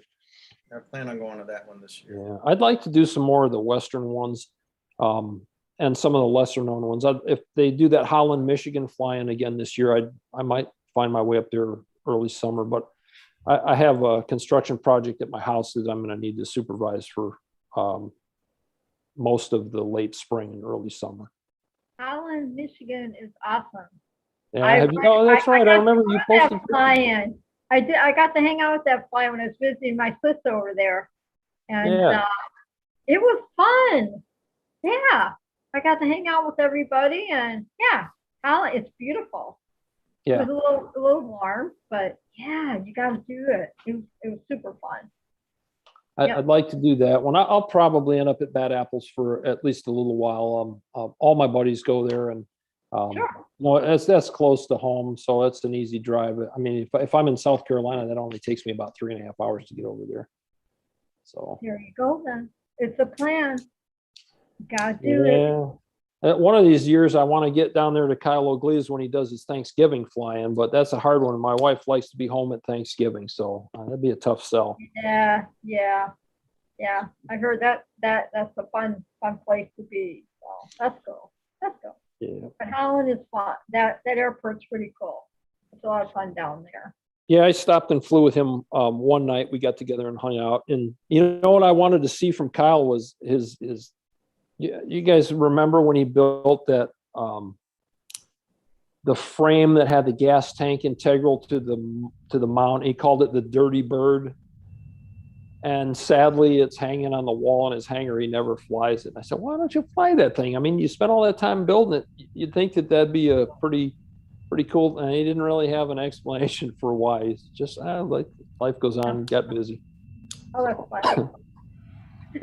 So, That's okay. well, I don't know. I hope we probably ran off all the legitimate people by now, huh?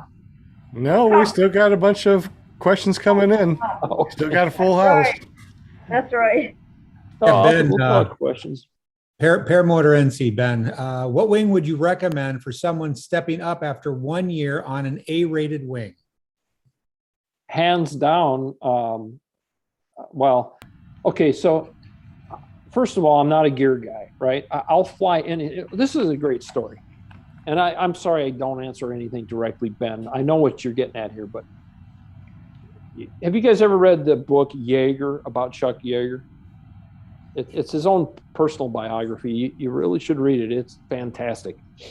He's a bit of an egotist, but in his book, he talks about the advent of the Century jets, the F-100, the F-101, all the way through the F-106. And he was a test pilot working for the Air Force, and they were vetting all of these potential jets. And they had a unit, and there were some F-100s and some F-101s in the unit, and they were constantly dogfighting. And he got into a discussion with one of the other pilots, and he was qualified in both airplanes. So they went out and dogfighted, and Yeager won hands down the dogfight. They came back and landed and debriefed. They switched airplanes. He got in that guy's airplane, which is the 101, and he did the same thing, and he beat him in the dogfight again the second time. So for that reason, I'm not really a gear guy. This is a better question. The wing selection question is a better guy for a guy like John Ripa, who really eats, sleeps, and drinks and has owned and flown every wing out there. But having said that, all of these manufacturers are targeting specific markets with their wings. They have an A-rated wing as a school wing. They have a B wing, which is a little sportier. I hate the word spicier. I don't think that conveys anything. It's more maneuverable, and it has a greater speed range. They typically have a C wing that's targeting cross-country flying, and they typically have a C wing that's targeting maneuvering flight, or maybe even aerobatics, although it's not quite a full-on aerobatic wing. Then they have their competition slalom wings and their aerobatic wings. Across the board, any of those cross-country wings, if that's your style, be it the MacPara Colorado, be it the Gin Falcon, be it the Link 2, be it the Cougar, those wings are going to be vastly different than those A-rated wings. They're going to ditch some of that drag that gives you that passive safety. They're going to really open your eyes to energy management that needs to be learned, that the A-wing isn't going to teach you as smartly as those faster wings with less drag. And you're going to notice a lot more capability to pick a destination, go to it, and reliably get there and come back. So I can't really say one wing's better. And, you know, for a while I was a MacPara dealer. I don't know if I am or not. Still, I haven't sold a wing since the import successorship changed hands from Andy over to Brian Goff. I don't know where I stand with Brian. If I needed a wing for somebody, if Brian would sell me one or not at dealer cost, I don't know.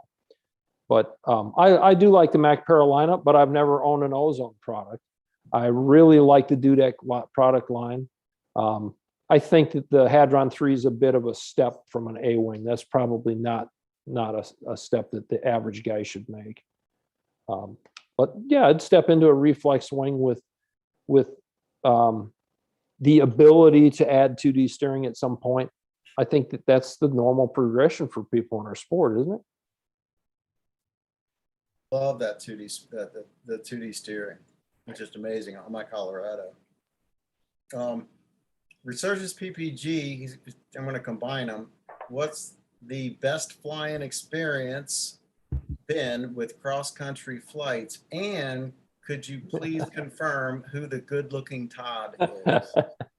Yeah, he's definitely got me in the looks department. But, oh man, that whole thing, we can't talk. We've talked about that on other shows and other venues, but man, that Scandrett had this wild idea that we needed to do a cross country, and it just went downhill from there.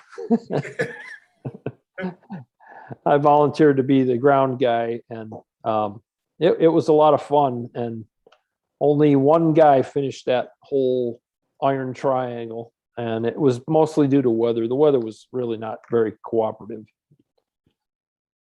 Would you ever think of doing the Icarus race? Since Heck no, at my age, okay, you're not that much older than I am. it's not just a function of age, Sean. You if you haven't watched it, you need to go back and watch Tucker through that thing. It is physically grueling. That race is unbelievable. I watched it. I saw how chapped and sunburnt he was, and physically exhausted, and trying to find places to sleep. And that takeoff he does out of that parking lot in Jackpot, Nevada. He literally runs off the end of the parking lot, and it's a boulder-strewn watershed for 1,000 feet down into a valley. If that takeoff wouldn't have worked, he might not have gotten killed, but he'd have had 7 or 8 broken bones. I can't keep up with that pace. Well, I mean, they have the 2 different types of races, right? They have the races that are not assisted, and they got the ones that are assisted. So you can always do the assisted races that have. Well, yeah, I'm always up for adventure flying, but I mean, let's be honest about it. That's kind of like it's like playing B-string football in high school. Still be cool. You can still say you did the Icarus race, right? Yeah, you can say that, but not everybody's going to believe you. I mean, come on. If you put it on YouTube, they would. No, I'd much rather get together with a group of buddies and say we're going to go around the base of this mountain, and we're going to go up the valley, and then we're going to come back down here, and we're going to sightsee. Yeah. I mean. I know. And I watched that. I'll tell you, if you don't watch it, the X Alps, if you haven't watched a couple of the seasons of the X Alps on YouTube, you need to do that. Those guys are sold out athletes. And, my days of being an athlete are well behind me. I have some legitimate physical concerns that I try to avoid high G flying. And it's just not for me. But I watched Kriegel Maurer, and his dominance of the X Alps is unbelievable. And those guys are hiking. If the weather's bad, those guys are climbing. They're climbing 6,000 and 7,000 meters a morning, and then they're launching and sled riding down and doing it again. So they're in position for that evening. That's just a grueling, physical, demanding. Yeah. I got into PPG and paramotoring and paragliding way too late. If I'd have done it in my 20s, it would have been a different story. But wait until I was in my 50s. Forget it. Yeah, I hear you. I feel the same way. And Oh, just stop. You guys are like so old. Oh my God. Oh, please. We're trying to stay young at heart, and that's why we're doing the paramotor thing. We're That's both right. foot launching. We enjoy the triking when we're able to trike, which is fun. I enjoy triking. Yeah. But I really enjoy foot launching. I definitely want to foot launch as long as possible. Oh my God. You're all like over the hill. Good Lord. Well, we're over the 50 at least. Oh, okay. I have right now, you know what? I'm just gonna because this is what my mom always told me. If a woman tells her age, then she tells everything. So I'm just gonna leave it at that. Well, don't tell us My your age. closest- Don't tell us your age. But No, what year? But what year were you born? Yeah, my closest pair of peeps know, but I don't. I just like, It's no problem. You could ask who was the president when you were born? I mean, that would work. Oh, good Lord. Really? Well, you know what it is, right? Women lie about their age, and guys lie about their height. So Yeah, that's it. Oh, yeah. Right? Okay. Yeah. So that's another subject, but yeah. Did we miss any questions in the chat, or did we catch up finally? Yeah, so Brian Waller asked, what was your craziest launch you've seen in person? Was it at a fly-in? Oh, absolutely. Holy smokes. Some of the, I'll tell you the level of discipline's gotten a lot better at fly-ins. Some of the early fly-ins that I went to were just absolutely crazy. You know, I think about Jeff Pearson's was the first fly-in that I went to up there in North Carolina. And he says, "Hey, y'all, you can do whatever you want. There ain't no rules." I thought, what? How do you have a fly-in and say there's no rules? And that is exactly what happened. There were no rules. So, you know, guys, can I pin it down to one? I mean, holy smokes. There was one at Bad Apples, I think 2 years ago, where the guy's wing came up. He didn't have very good pitch control. It surged forward. He got back underneath it. And I want to say, yeah, he was foot launching. And he jumped into the seat. And that's never good, you know. And he got really, really quickly rotated back, had a little bit of riser twist, finally got enough airspeed to have some control and went between two trees. And we knew that we were going to see him hit the power lines. And somehow or other came back around the other side of the field inside the power lines and flew out of there. That was absolutely insane. And it was just one of those things, you know, it could have happened to anybody, but you know, you see the guy that blows one launch and he sets up and he's got plenty of room, but he doesn't go back to where he was. And he blows the second launch. Now he's at the middle of the field, which he would have never made the decision to start there. But since he blew two launches, it seems like a good idea as opposed to carrying all his gear back to the beginning of the field. And he'll take off from there. And I think that's what happened with this guy. He did not leave himself enough room. And that's why I like trikes at a fly-in, because I can trike myself all the way out to the other side of the field, set up, and no one sees me launch. I can go and buzz around, do whatever I want to do, and come back and land where nobody can see me, you know, take off or land or bust my butt, which is, you know, why go to a fly-in and try to do something that you're not proficient in, and then you're that guy. You're that guy.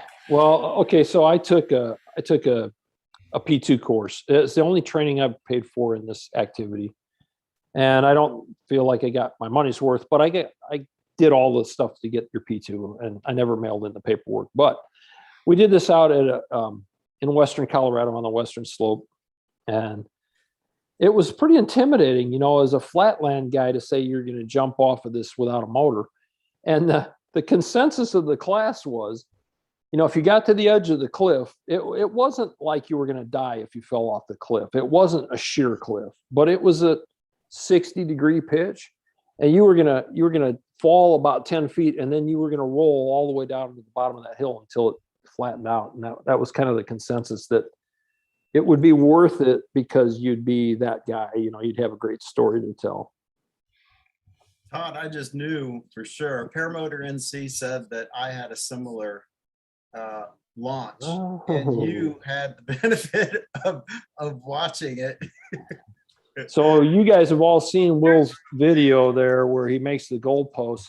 That was pretty scary, but I mean, Will, I didn't really ever feel like you were out of control there like the guy I saw at Bad Apples. Oh no, but I said I couldn't tell you how I pulled that off. I mean, I still, to this day, I don't, and it is still the scariest launch I've ever had. Well, that's a good thing. That's a good thing. Someone was watching out for me that day. That's for sure. Yeah. Ben's is a challenging place to fly, you know, and I don't know how often Ben hosts people there, but you know, you got to be on your A game there, or you got to have winds out of the east. That makes it a lot easier at Ben's. If you're going up that hill towards the tall trees and you got to get speed and altitude and then maneuver, yeah, it's pretty tough. Yeah. So Ben's a nice guy, and it's a beautiful property too. You know, you noticed I didn't try flying the Samurai out of there. I was on that big one, so. Yeah. So Todd, where did you do your training at? I didn't. I was self-trained. So. Okay. All right. Yeah. And then, you know, when you were talking about the the power to weight ratio. Now, is there something that is in between there that you're like, hey, this would work great if it was just lighter? And then if it would work, can you compensate that with a larger wing? Well, yeah, you know, and when the Atom 80 came out, a lot of guys were doing just that. They were saying, hey, I like how quiet. I mean, I think Kyle O'Glee did a whole series on him flying that Atom 80 with a really big wing. So let's do some simple math here. The 185 works really good with all of the wings that I've flown, and the smallest wing, because I'm a big dude. So the smallest wing that I've flown was Jeff Dean loaned me his Hadron 3 23 meter at Wauchula last year. And, you know, I wasn't at my lightest weight since I started flying Paramotors, and I ran 80 yards to get that thing airborne. So, and that was with the 185. So that I wouldn't go trying somebody's 21 meter free ride, maybe at the beach, but certainly not in a no wind launch situation. So let's think about tandems now. You know, we're going to add that second guy, which is going to pretty much come close to, it's not going to fully double our weight because we're not adding a second engine. We're not adding a second fuel tank, but we're adding the lion's share of doubling our weight. So maybe a 40% increase.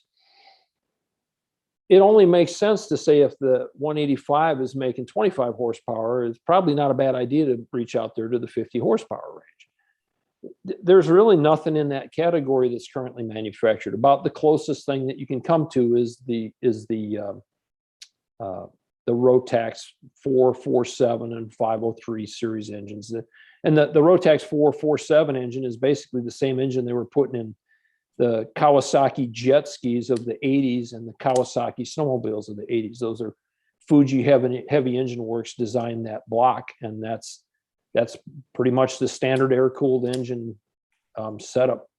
And you know, dual McCuney slide carburetors, side draft carburetors, they're hard to keep balanced. That engine's really temperamental. It was prone to quitting. And their manual basically says, do not use this in a manner that you rely on the engine for your safety, you know. And the manual is pretty clear and spelling out that it's an unreliable engine out of the box. You know, Wow. So they knew it was unreliable from jump. Well, I think that they, you know, they had a really big ultralight flying and following, I should say. And I never got involved in ultralights in the 90s.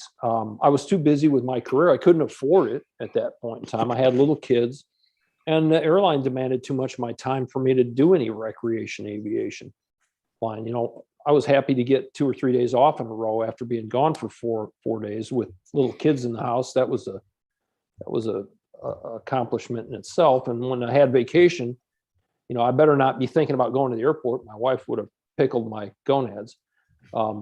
So, you know, until I got to the point where I wasn't as involved in my career, I didn't have time for recreational aviation. And by then, the ultralight thing, it was starting to fizzle. You know, a lot of the ultralight clubs had fatalities, and it just wasn't as much fun as it was when guys started doing it. And then Rotax wanted to move on to something different. The Hearth engines tried to capture some of that market, but they weren't as effective. And there were still pockets of guys flying ultralights, but not like the craze that was the early 90s with ultralights. Right. And then now with you designing trikes, you know, and possibly manufacturing trikes, how do you know, and you touched on it a little bit, how do you deal with the liability issues? Eric, I don't know.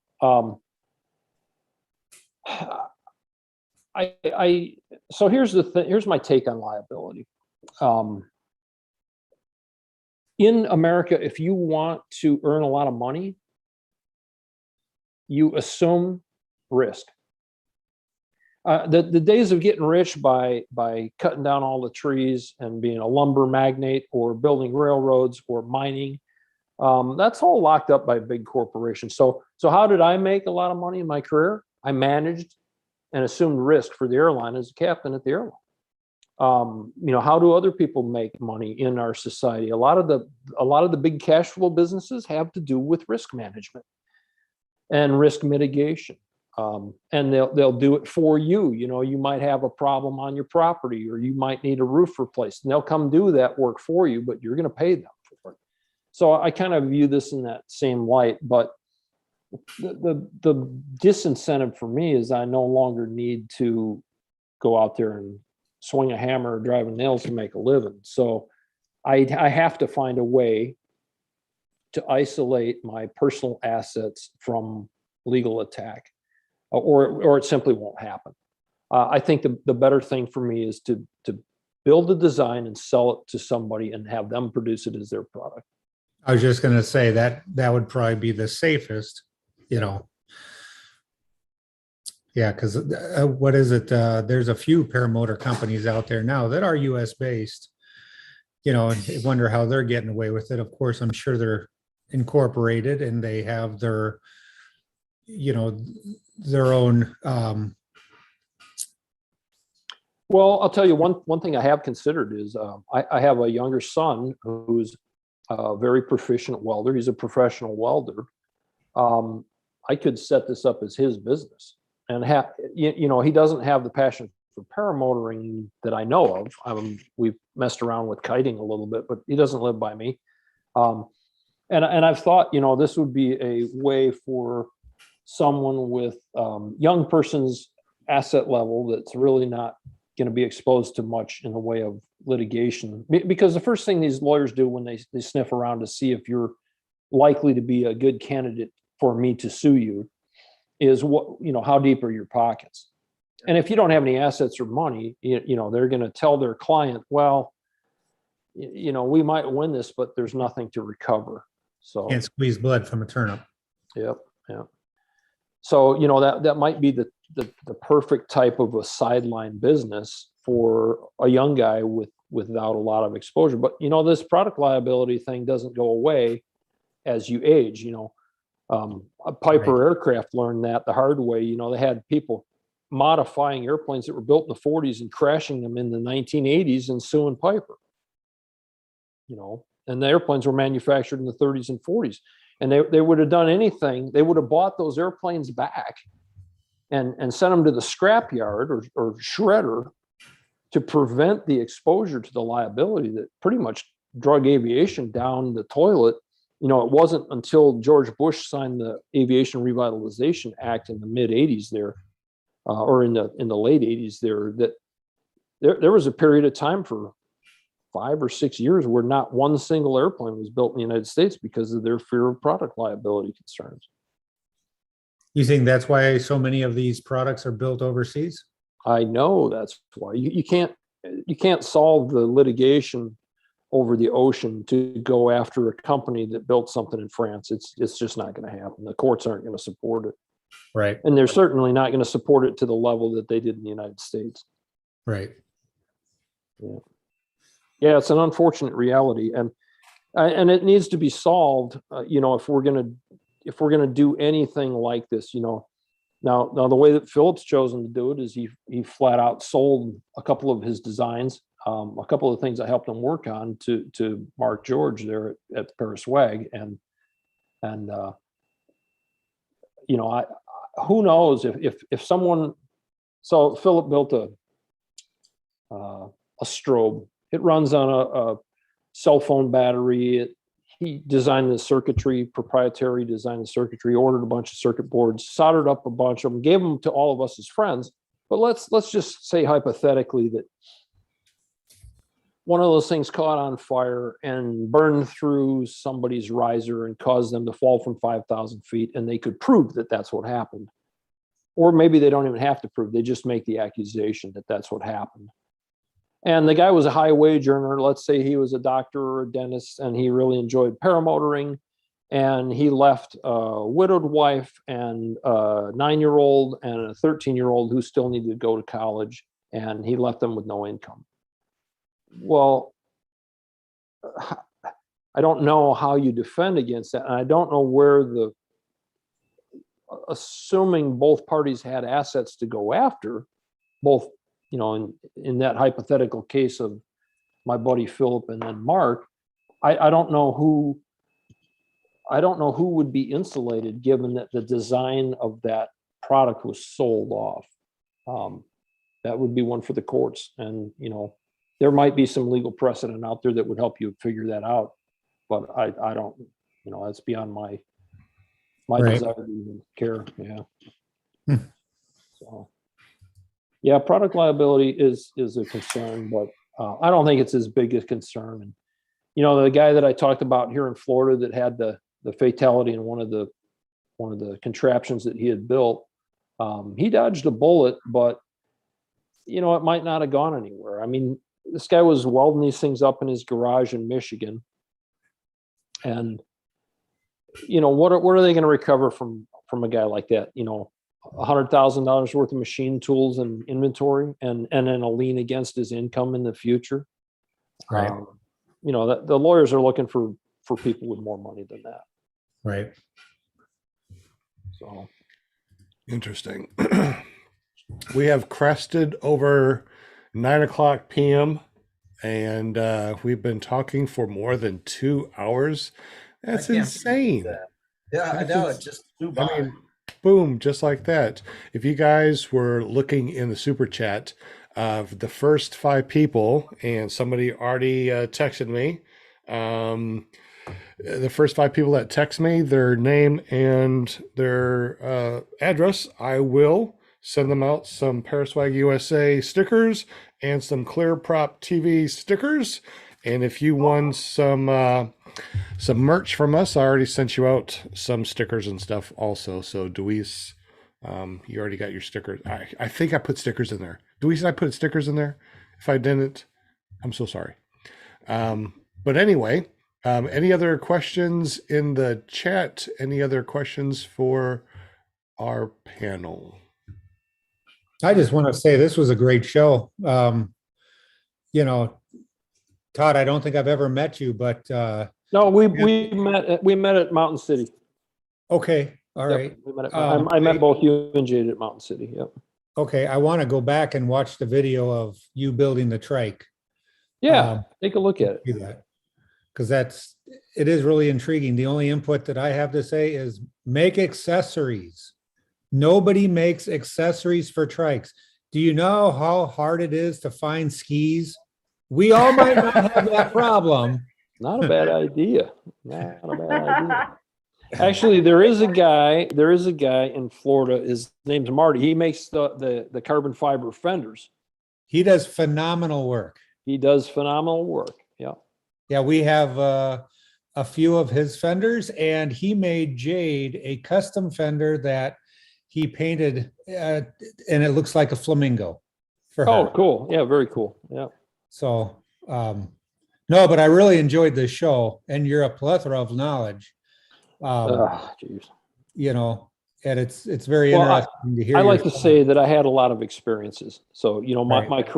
my career put me in a position where I got to experience a lot of things. So, right. And I wish you the best on your trike. I really would like to see that. well, trike number 2 is almost finished. These are the finishing parts for it. I got to buy wheels for it, and trike number 2 is ready to go. I'd like to have it powder coated. It's a good looking machine.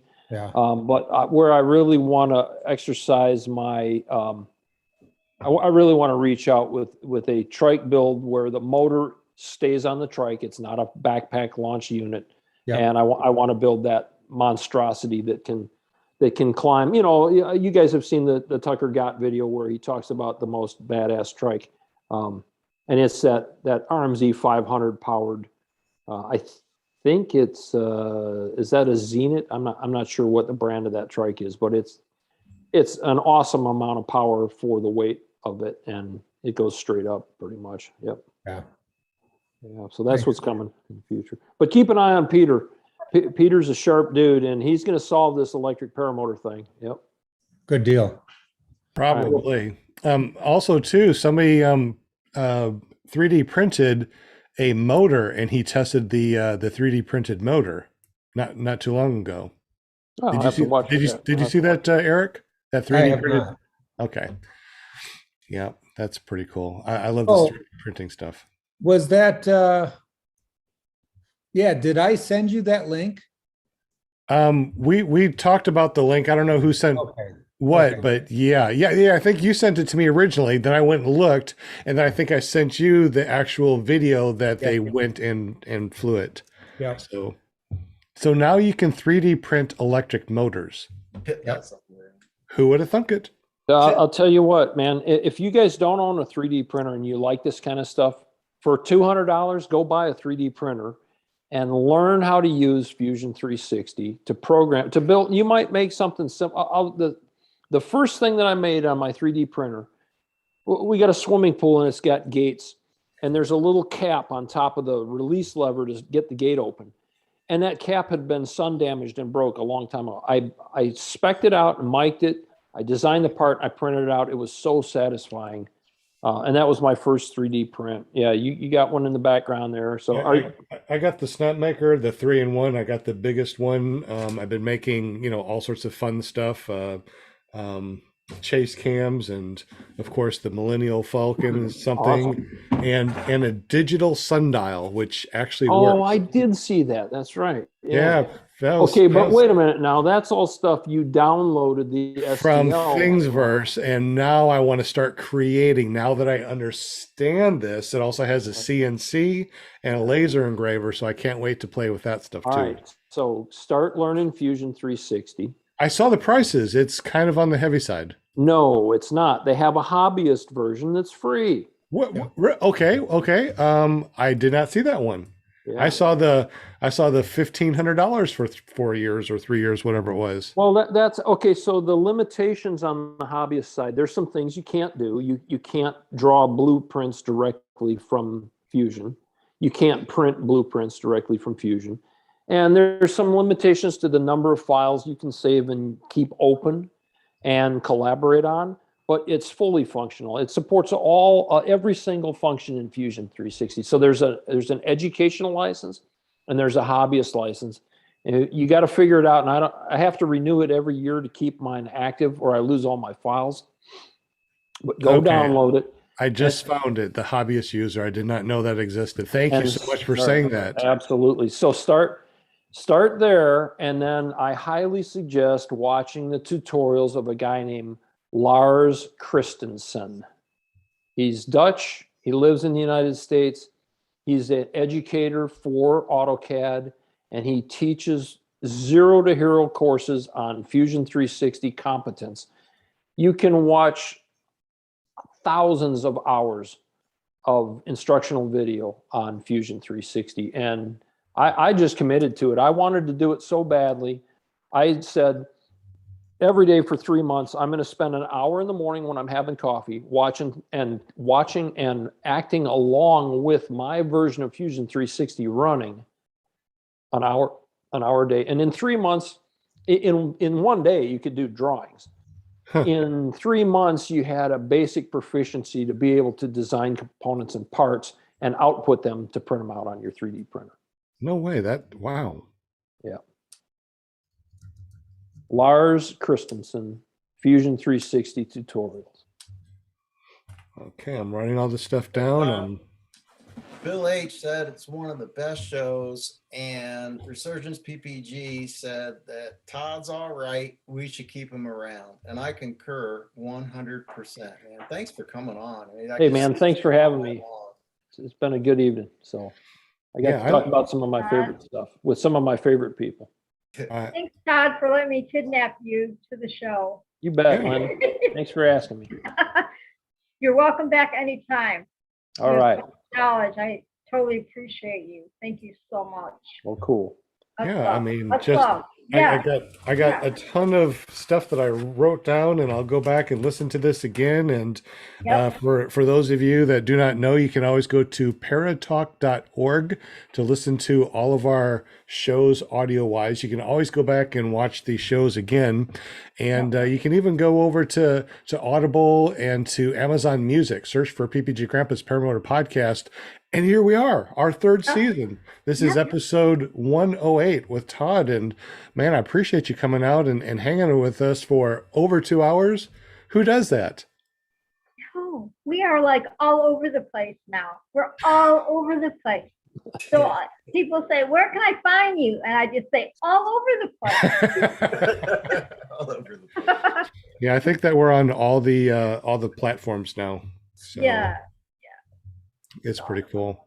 yeah. I this is totally only awesome. got one person that texted me for stickers. So if you want to, I left my phone number in the chat. That's my actual phone number, so you can keep me in there. So if you ever want to text me and talk about paramotors, guess what? Not only is it Monday that I like to talk about paramotors, but I talk about paramotors from sun up to sundown. My poor wife. Oh my God. But she loves you. She loves me a wee bit. I love Yeah. her too. Any other questions that we missed in the chat or on the panel before we head on out tonight? I think we got them.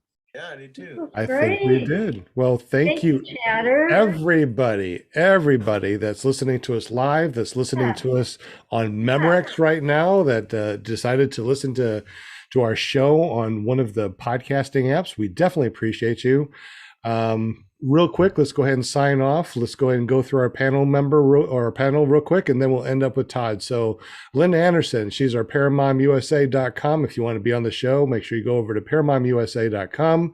Yep. And of course, that goes to her Facebook page. She is Linda Anderson, the Linda Anderson. There might be other ones out there, but she is the Linda Anderson. I am the. That's right. That's And right. she has, and you also have a very famous son that does something on Thursday nights. Yes, I'm the paramom. And on Thursday nights, we have paraglidingchalk.com .com. with the awesomest host, Robert Michaels. And he will be back in town. He's back already, but he will be there on Thursday night, this Thursday. So I'll keep you posted on that. And he'll talk about all the shenanigans at Salton Sea and everything. So I'm pretty excited about that. So I was so wish that I was able to make it to Salton Sea. I guess we'll have to do it some other year, but hey, it's always going to be there, I'm sure. there you go. Love you bunches, you guys. Well, Linda, thank you so much for helping us out, and we definitely appreciate you. Thank you, thank you, thank you. Love you with all my heart and soul. Did I do that right? Is that the right? I don't know. I'm too old for that. But thank you, Linda. We appreciate you. We also got Will Fly from willflyppg.com. Makes amazing videos. If you haven't been over to his channel yet, just go to willflyppg.com, subscribe, hit that bell notification. His videos are amazing. I mean, thousands and thousands of hits each video. I mean, done amazingly. Will Fly, tell us a little bit about your shenanigans and, I mean, you're amazing. If you like corny humor and you like flying paramotors, check it out. Willflyppg.com. All right. Well, thank you so much. We definitely appreciate you being on here, Will. We also got PPG Lear, LEAR.com. He does a paragliding paramotor podcast, a hangout on Tuesday nights along with Shane. Tell us a little bit about that, Eric. Yeah, so it's the Tuesday night hangout, and this week we're going to be talking about the fly-ins that are coming up, and where they're going to be at and what's going on. And then you can get to that by going to ppglear.com. And then Wednesday night we have Flying Flamingo Jade, and she does a show that is all females that are in aviation. And I don't quite remember who she has on tonight, but she is really killing it with her guests, all the way from astronauts to skydivers to PPG pilots to major airline captains. I mean, she's done a very good job.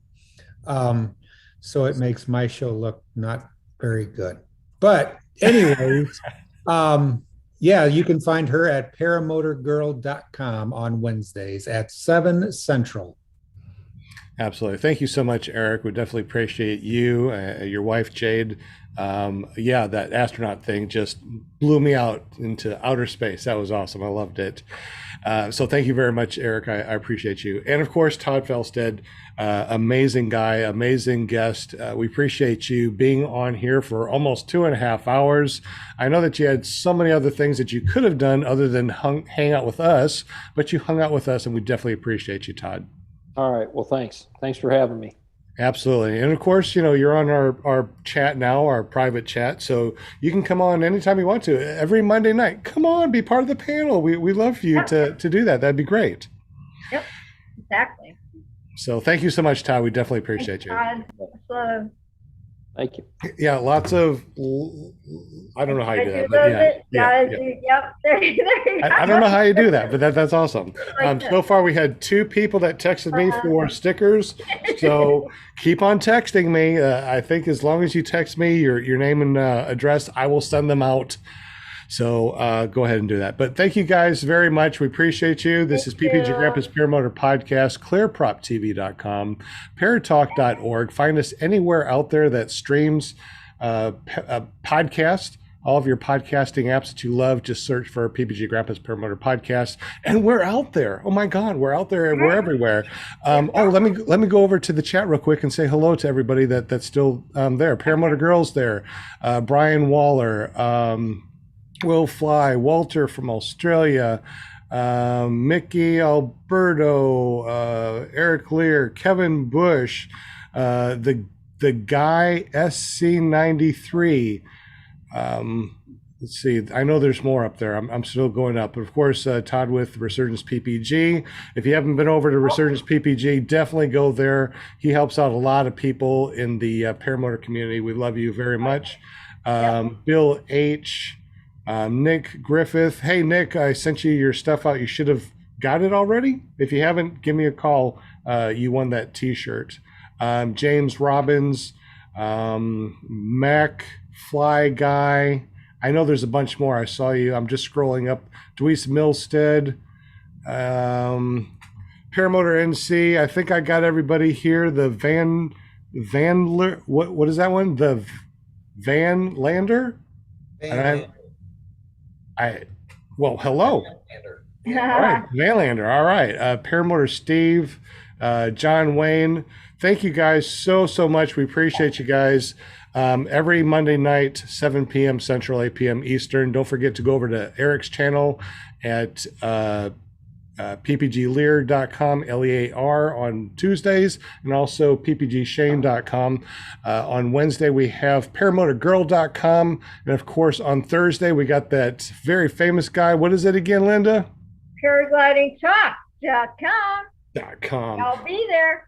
Be there or be square. That's right. All right. Y'all have a great evening, and thank you so much. You guys, if you want to wait around a second, we'll talk for 5 minutes before after we say goodbye to everybody. Bye. Stop recording. Bye. And then stop the live stream.